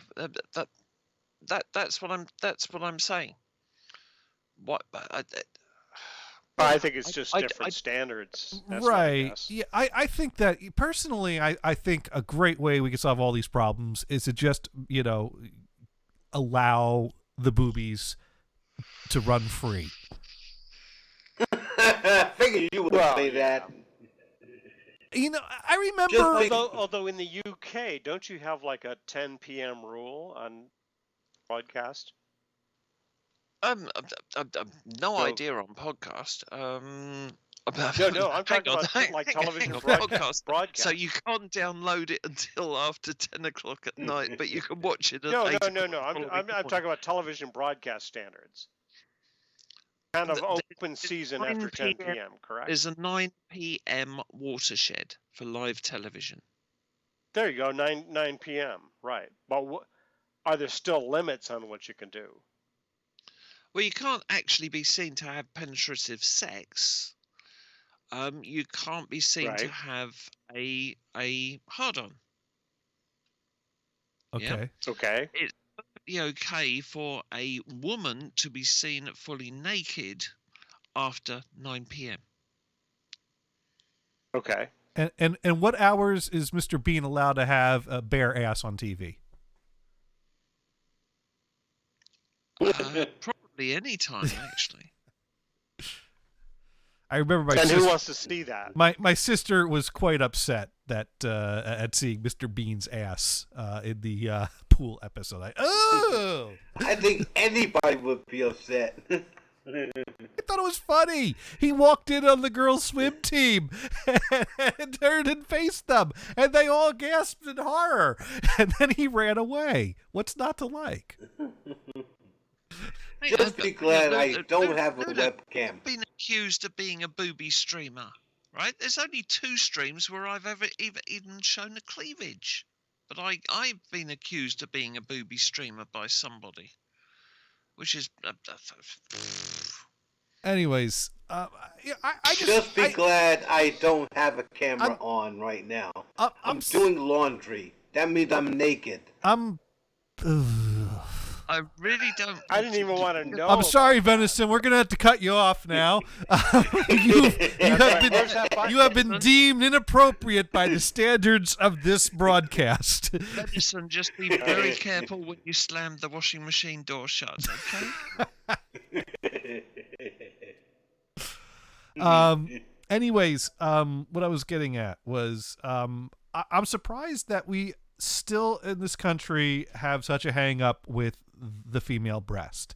It's just a breast. I remember when I was younger, there was actual talk about how come, on a hot day when it, getting really hot and sunny outside, it's okay for guys to take off a shirt and be outside without a shirt because that's, more comfortable, but women have to keep shirts on. And I think there was a period of time where there was technically ruling in New York that if guys can go topless, women could go topless. Now, I never saw this in practice, but you would have think that, 20, 30 years have passed now since I remember hearing these issues. How come we still haven't gotten to a point of equality where we could just get over how much we sexualize a woman's breast and just let women go topless like it's a normal thing? Yeah, but bear in mind, even in the UK, right, you get people complaining about women breastfeeding in public. Yeah. We get now, that is something which is... You can't get much more, quote, normal, unquote, than breastfeeding, can you? Yeah. So what is the big problem with breastfeeding? And yet, even in the UK, you get people complaining and whining and moaning. Oh my God, she's breastfeeding. In a shop, she's breastfeeding. Maybe it's the same hang up. France. It's the same hang up. It's the same hang up that that is sexual, so you shouldn't show that, or which it's like it can be sexual. Legs can be sexual. It's not sexual to a baby, is it? No, it's not. It's not always for sex. Sometimes it's just there and it's hot. Can we... Oh, God. As a you taking your shirts off and making yourselves comfortable, and the other half of you keeping them on. Well, because they're sexual. What do you... You both got nipples. What the hell are you talking about? Zoe, do you remember a series called Coupling? I remember the name. Okay. Yeah, that was a UK show, right, Venison? Yeah, it's too bad. Yeah. Oh, I got a clip. I don't know if you could play it or not. That explains the whole sex thing between males, and seeing what they have to see. Kind of a total change of topic almost. I'm a big fan of the old Top Gear with Jeremy Clarkson and those characters. Oh my God! They were kind of the Monty Python of a car show. Give me a shotgun. Okay. Clark. I don't have the other two, fine. Clarkson, no. Absolutely no. And I get that. He does have some issues. Right. He's got some but serious for hang-ups, us, honey. Since we don't really understand his politics, we don't give a crap. He's just a funny guy to us. Well, what's the political issue here? I'm not. See, I don't watch the show, so I'm not on top of these guys. He's ultra conservative. He was Cameron's buddy. Oh, okay. He had Boris Johnson on his show. when he was mayor of London. I see. And to us, that's no big deal because he's not a politician, that we know. I think we're at a point where we know that Boris Johnson is like the British Donald Trump. I think we've reached that point in our understanding of British politics. And he's the example I would say that Boris Johnson, right? Okay, when the Conservative Party in the UK was voting in the new leader, yeah. I actually had a vote. I did not vote for Boris Johnson. However, there is a huge difference between Johnson and Trump. And that is that Boris Johnson is a very, very astute guy. Yeah, he just pretends to be an idiot. Yes. He musses up his hair intentionally before he goes on camera. He likes people to think that he's an idiot, as opposed to actually being one. And that's the scary thing. Well, and he was visiting hospitals of the people that had the virus, and that's how he caught it. So was he being foolhardy, or did he really just not understand how dangerous this disease is? Right? No, it's not quite. It's not quite the way that it's been said in the media. It's not quite that way. Clips, the people, I believe, and I'm not 100% sure on this, but I believe that the people were people who had been tested for the virus, had been negative. Okay, but one of them tested negative but turned out to be positive. Right, which is because there are false positives and false negatives. It's not quite the same thing. So this didn't happen in a hospital? I don't know the exact details, but the thing is, they're not going to be saying much about it anyway, on the basis that they can't prove exactly who gave them the bloody virus in the first place anyway. Right. I mean, it could have been Larry the cat. Why not? Could have been. It could have been somebody who coughed into their hand, stroked the cat. The cat went home. He said, "Oh, hello, cat." Stroked his hat, stroked the cat, and ate a sandwich, and that's it. He's got it. Yeah, it's. Although I get the idea that Larry and Boris don't quite get along. Don't know. I've never seen any news headlines concerning Boris's like or dislike of Larry. But apparently, Larry and Cameron got along. So, he was the new butler. I realized with all this news, one thing I've not read or heard any updates on in quite a while. Where is the whole Brexit thing today? Where's the whole what? Brexit thing today. What's the current status on that? Is that done or in process or? Yeah, we're out. You're out. Okay.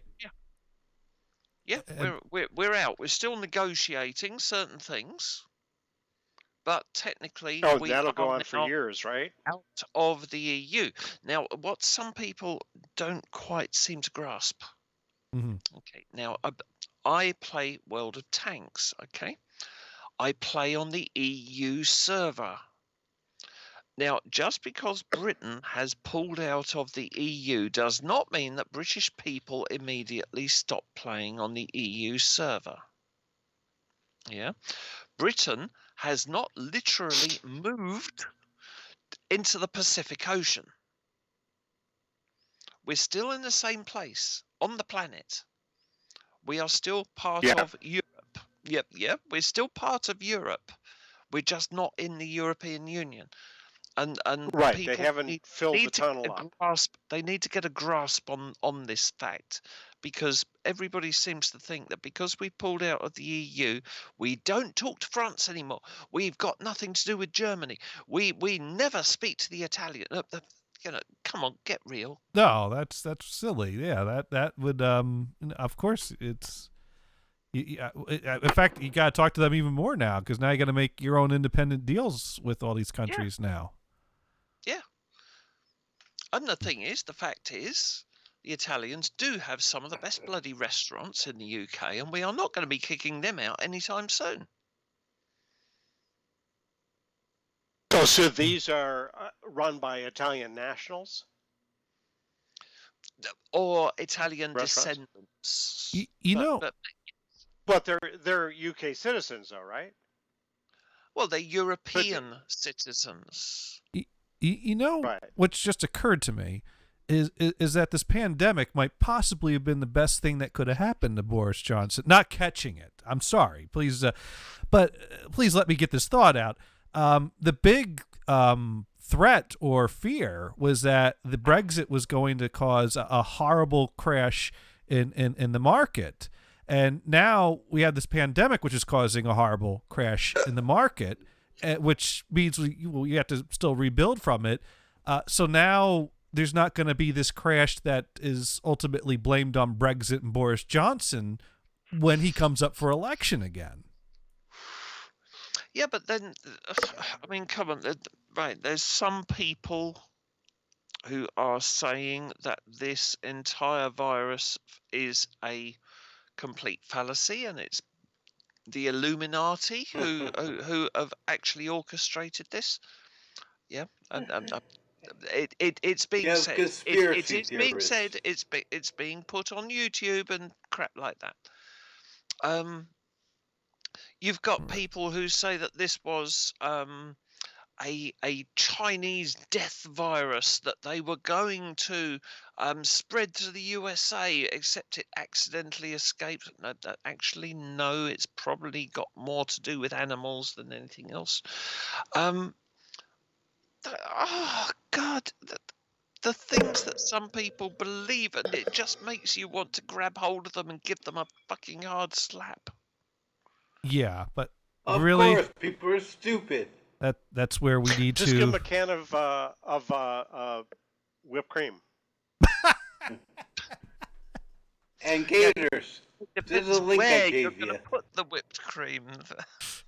It could go in either end. You could whipped cream enemas are quite effective, actually. Wait, what? Never mind. That is something we're not promoting that idea. That's what you use your bidet for. Where do you think the chocolate ready whip comes from? I do need to pop into the other room, so I'll be back in a few minutes. Okay, well, we're getting ready to wrap up the show, actually. So thank you for calling in. And once again, that's Zoe Balls. That's twitch.tv/Zoe Balls. We'll post the link again in the chat room. Anything else you want to say before you hang up? No, not really. But if anybody does play tanks, come and watch my channel. If you don't play tanks, you might find the channel a bit boring, to be honest. But you never know. You might like it. It's worth checking out. Well, thank you so much for calling us, Zoe. It's always great to hear from you. Yeah, and it's great to talk to, well, you and Venison and Brian. Nice to meet you too. Yeah, thanks. Thank you. Nice to meet you too. You have a great evening. Yeah. Okay, you Have take fun. it easy, info. See you later. Bye. Bye. That was the one and only Zoe Balls, and we're going to go ahead and put that out on the chat room, twitch.tv, not Texas, TV. Should I toss out some of my gaming things that I've been doing lately? Yeah, sure. Just to kind of run through the list. We got 7 minutes here, so yeah. Why don't you do that? I'll tell you what. Do we need to keep talking about it, or should I just get going? What did you want to bring up? Yeah. Okay. So to let everybody know, I have an Xbox One and a Xbox 360 that you told me that I should buy. I told you should play Portal, and you said, "Well, I had to buy an Xbox 360 for it." And then you stopped playing Portal. Incidentally, that Portal now does work on Xbox One. But then I went to see if I could swap out the Xbox 360 for a machine down for the beach house. And the Xbox 360 is not worth anything anymore. Okay, but let's talk about the games. Okay. So I bought a Doom oh boy. BFG which originally came out for the Xbox 360, but also will play on the Xbox One. And Okay. I've played it a little bit. The original Doom. Okay, that's cool. I had to figure out how to use the A button to open doors, but I got past that. Back in December, I got the Star Wars Fallen Jedi. Okay. And I watched this, I watched a couple of videos and said, yeah, that's good, that's good, that's good. So then I watched a walkthrough video and I realized, so you're just kind of walking through this scene, you're following this guy, and then you have to figure out, okay, what do I do next? I don't know what to do next. So you go to a YouTube video that shows you what you're supposed to do. Oh, okay, there's a rope there, which I couldn't see. So I swing over this thing, and then I go down, and then I figure out, now what do I do? And I just find that boring. There's all this eye candy, but it's kind of useless. It's hard to balance too easy or too hard. How do you get it just right? And, they literally... But you didn't even give me a clue on what I'm supposed to do. It'd be nice if there was a hint So you have to option. watch the YouTube videos to figure out, okay, you do this, then you do this. Okay. So I'm getting into that. But also, from the recommendation of a customer at I forget if it was Target or Walmart. 60-second warning. Oh, yeah, this is the best. And that was the Battlefield 1 or Battleground 1? Okay. Battlefield 1. And that's actually a good game. It's a war game, sort of first-person shooter. There's this one episode that I went to that you're actually driving the tank. You can fire the weapon, but it's kind of cool. You get stuck in the mud. Oh, okay, I won't go that way next time. You get shot at. That's kind of cool. We would like to have a few viewers left when we raid the next channel. And wait a minute. Like I said before, for the past 15 minutes, I've been trying to tell you this.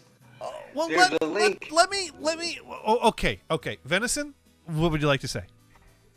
Yes, there's a link I gave you, in Twitch, that explains a lot about, about our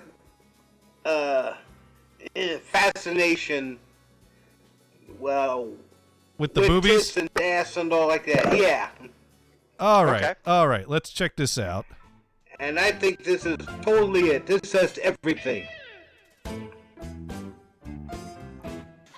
Look, I like naked women. I'm a bloke. I'm supposed to like them. We're born like that. But we like naked women as soon as we're pulled out of one. Halfway down the birth canal, we're already enjoying the view. Look, it is the 4 pillars of the male heterosexual psyche. We like naked women, stockings, lesbians, and Sean Connery best as James Bond. Because that is what being a boy is. And if you don't like it, darling, join a film collective. Look, I want to spend the rest of my life with a woman at the end of that table there. But that does not stop me wanting to see several thousand more naked bottoms before I die. Because that's what being a bloke is. When man invented fire, he didn't say, hey, let's cook. He said, great, now we can see naked bottoms in the dark. Since Garrison invented the printing press, we were using it to make pictures of, hey, naked bottoms. We have turned the internet into an enormous international database of naked bottoms. So, you see, the story of male achievement through the ages, feeble though it may have been, has been the story of our struggle to get a better look at your bottoms. Frankly, girls, I'm not sure how insulted you really ought to be.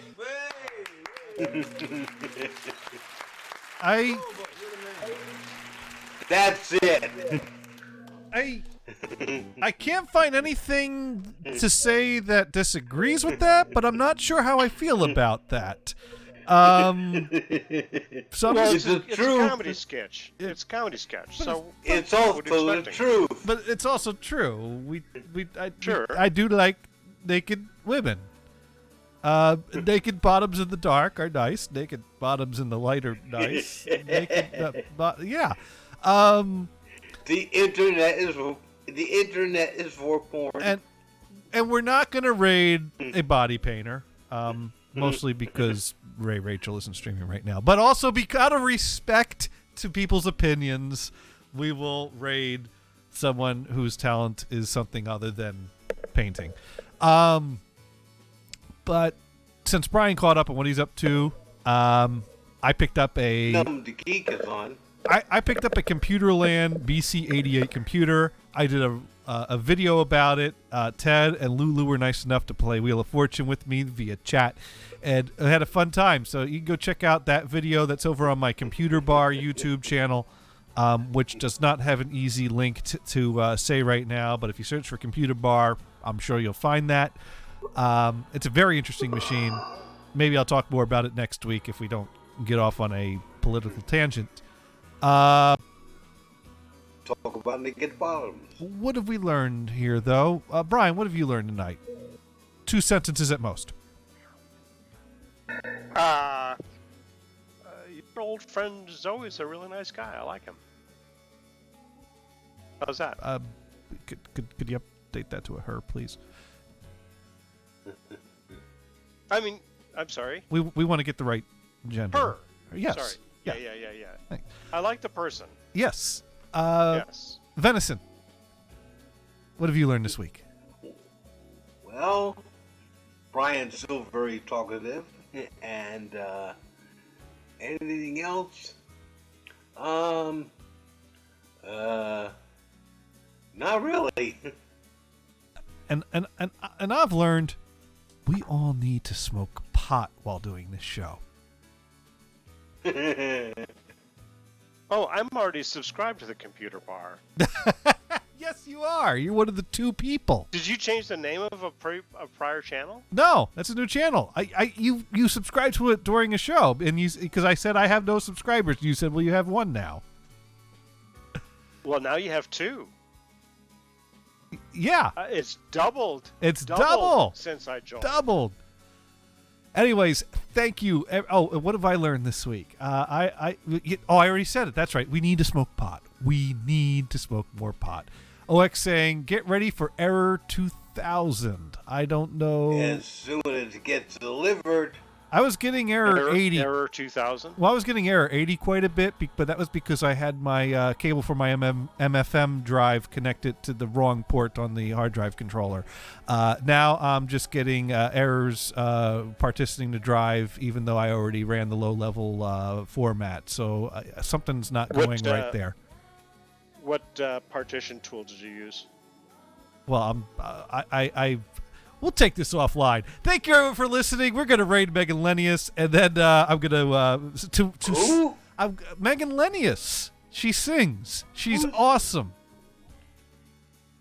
How dare you not know about Megan Lennius? But anyways, we're going to go ahead and we're going to raid the Geek. Thank you everyone, and Lulu, that's my apology to you. I won't bore you with my hard drive woes. Thank you. Good night.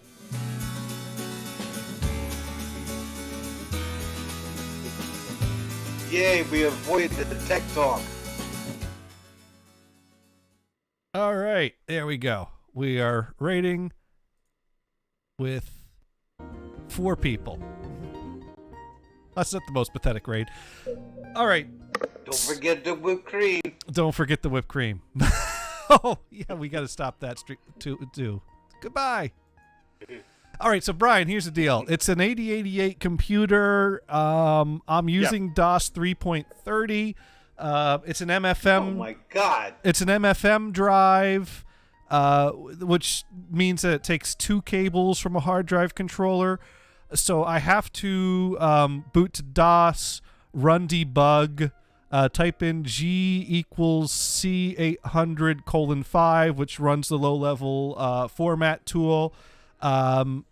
I have pins and jumpers on the controller that are set to the appropriate settings for the number of heads and cylinders on my hard drive.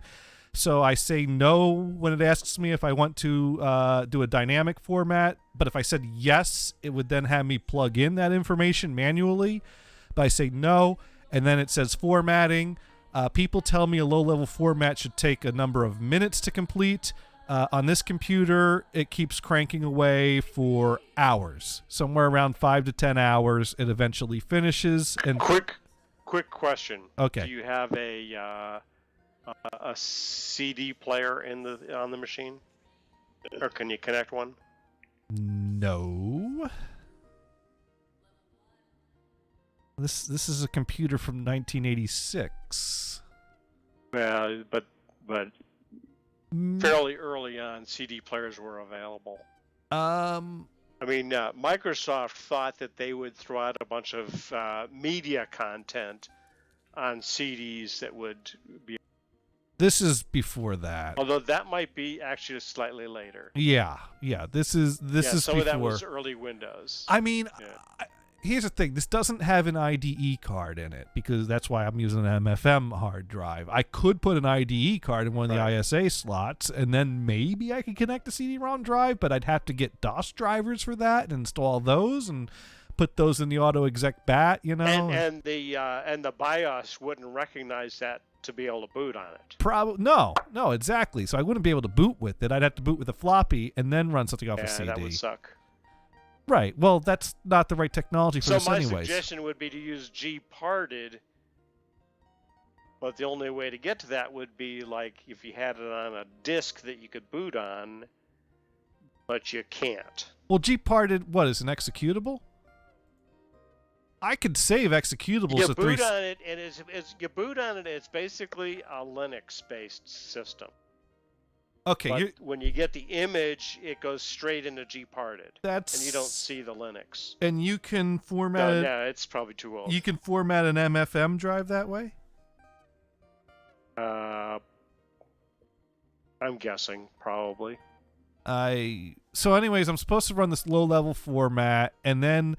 In theory, if that finished properly, which it doesn't give me an error, but then again, people say, "Oh, well, a lot of these things are very simple or stupid, so they don't know to give you an error." But if it ran properly, I should restart the computer and then run fdisk, and then fdisk should see the drive and allow me to put a partition on it. But when I try to run fdisk, it gives me an error that it can't communicate with the internal drive. So shit. And so, being that I don't know the history of this computer, it could be it could be the controller, it could be one of the cables, it could be the hard drive. Now I have two hard drives. The one that came with the computer that I want to somehow extract the data off of because it might actually have data relevant. Proprietary data relevant to this computer because this computer is from the 2.11 era of DOS, and there was no retail version of DOS 2.11, only OEM versions, and the OEM version for this machine is not available online. So if it's on that hard drive, that's valuable data to me, but I can't get that hard drive to recognize. I've tried using Norton Utilities 4.5, and it sees the drive. But it can't. It keeps getting read errors when I try to get it to read data off the drive. So I bought another drive because this computer came with a Seagate drive in it.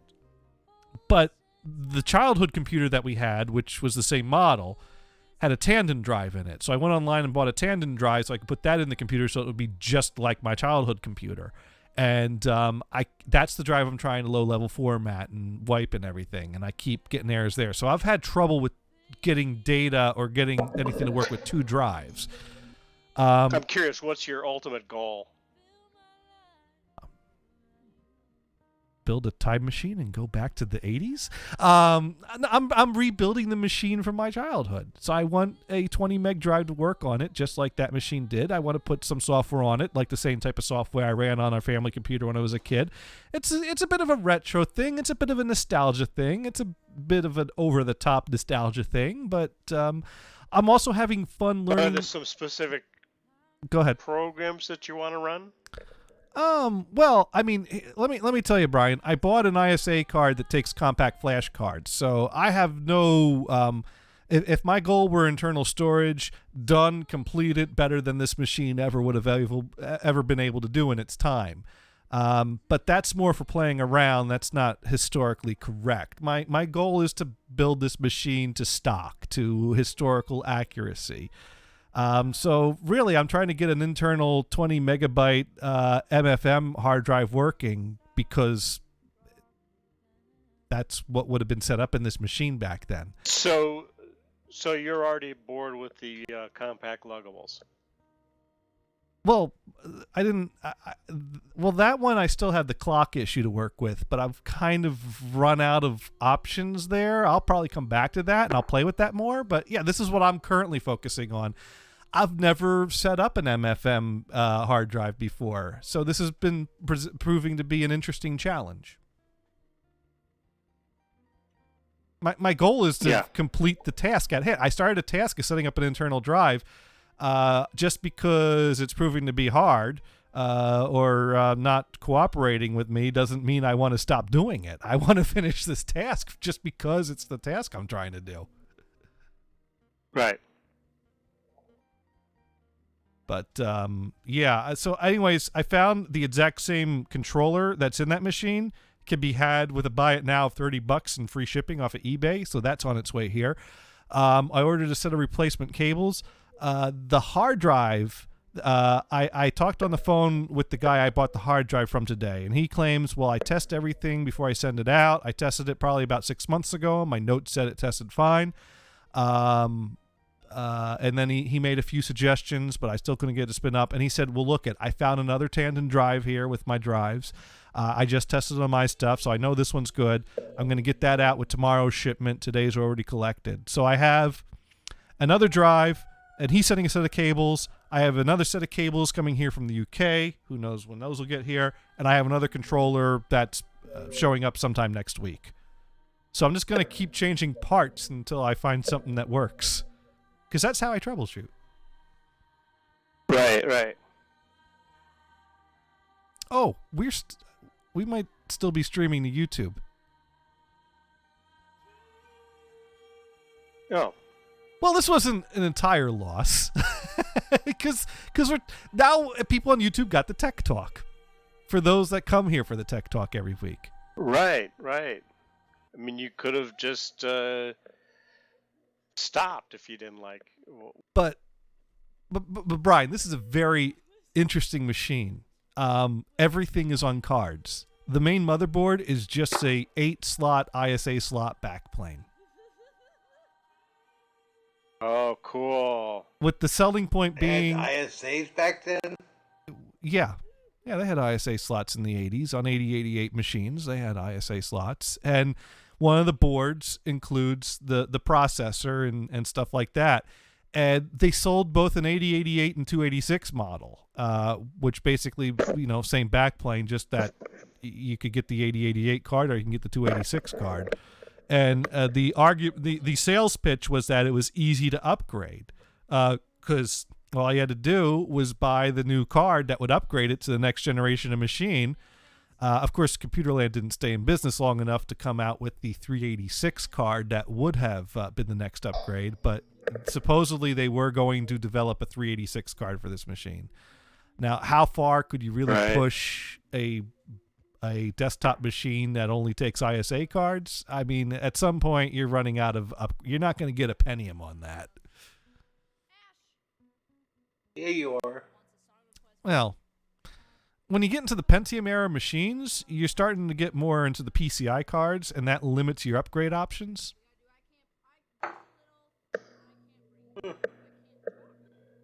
I had 486 SX25.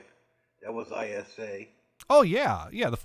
My first computer was a Pentium, and that motherboard had both PCI and ISA cards.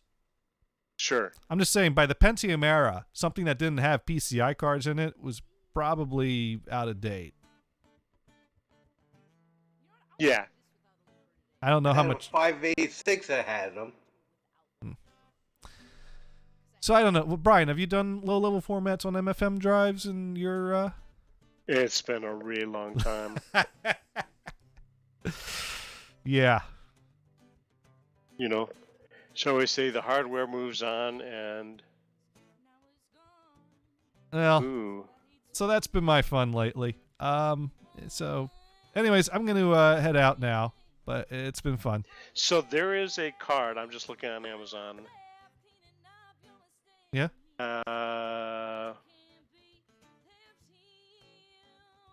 It's a computer motherboard analyzer kit with PCI and ISA. What's this? So there's this, it's a card. Okay. It has a ISA slot and a PCI slot to do motherboard analysis. Oh, that's cool. It's only $10. Interesting. How many computers are you going to put together? Yeah, that's the question, because I'm running out of place to put them. But once I finish putting this one together, what am I going to work on next? Well, I do still have that 486 laptop to work on, and I've gotten a little better at soldering because I had to replace the battery on this computer and solder in a battery holder. But I've still not gotten the clock and date to hold on this computer, and I'm guessing there's probably a time chip or a clock chip on one of those boards, and there's probably a routine that needs to run to update the date on it and read the date off of it, and that's probably okay. So the battery on the motherboard is probably just to keep the data for the BIOS settings. Okay. Well, it probably doesn't keep the clock running. Well, it doesn't.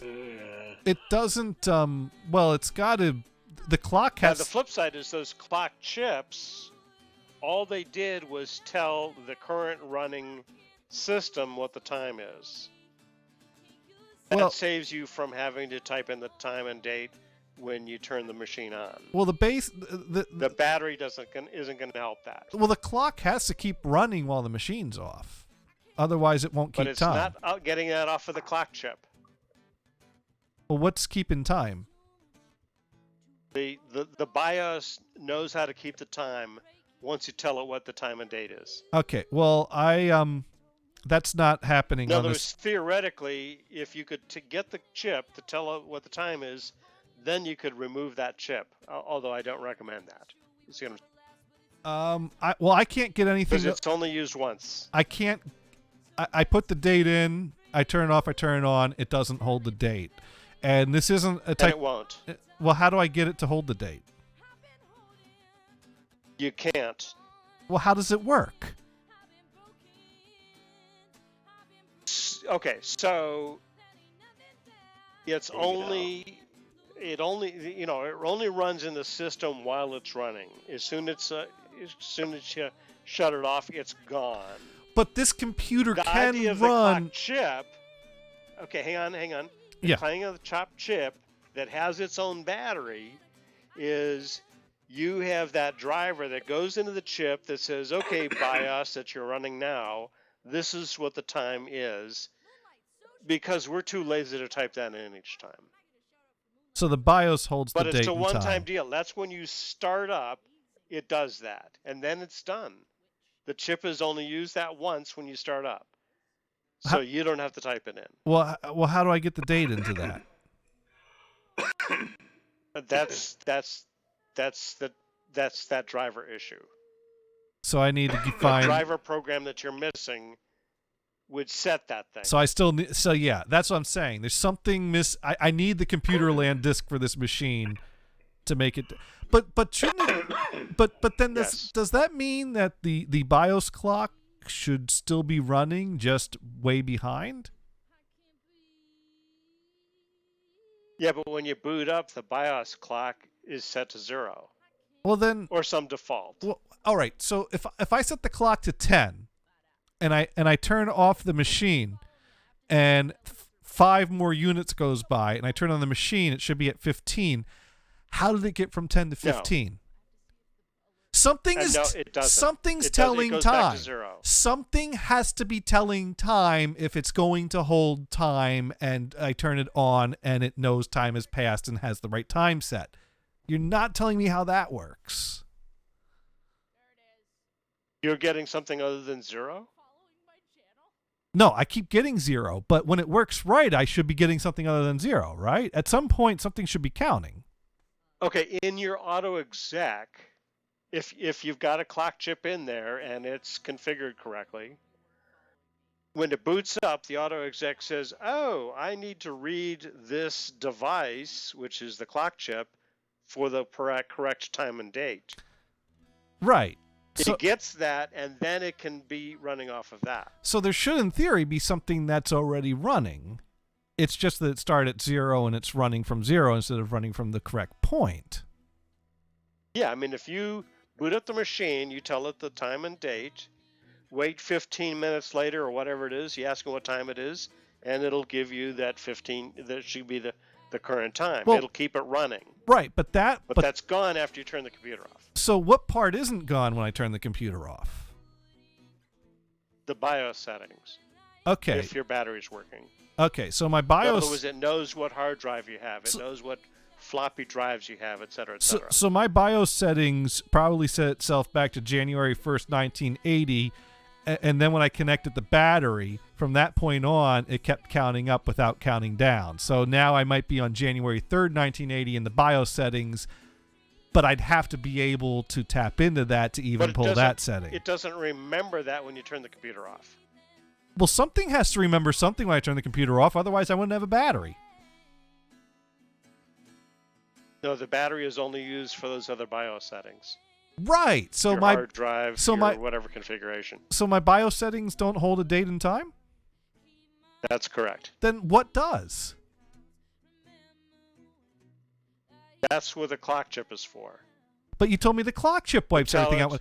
You're telling me everything wipes it out when I turn it off. What the hell is holding time? The clock chip, when that's working correctly, that has its own battery. The clock chip has its own battery? Yeah. Okay, but I only have one battery on this thing. That's on that card. That's on that card. Well, the clock chip that's on that add-on card. Well, that's the... Okay, so... But this computer doesn't have that card. I only have one battery. But there's still something holding time based on that, because I know when this computer works right, it should hold time. So it might have its own onboard clock chip, maybe. Or, well, how does a modern computer hold time?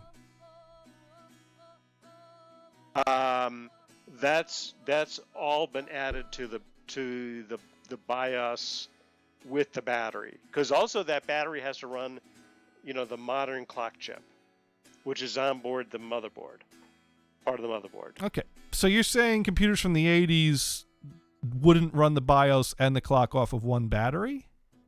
Because I've only ever seen one battery on motherboards, and older computers could hold time at some point. Well, like the IBM PC did not hold the time until you added the board that has the clock chip with its own battery. Okay, well, by 1986, though, we were holding time.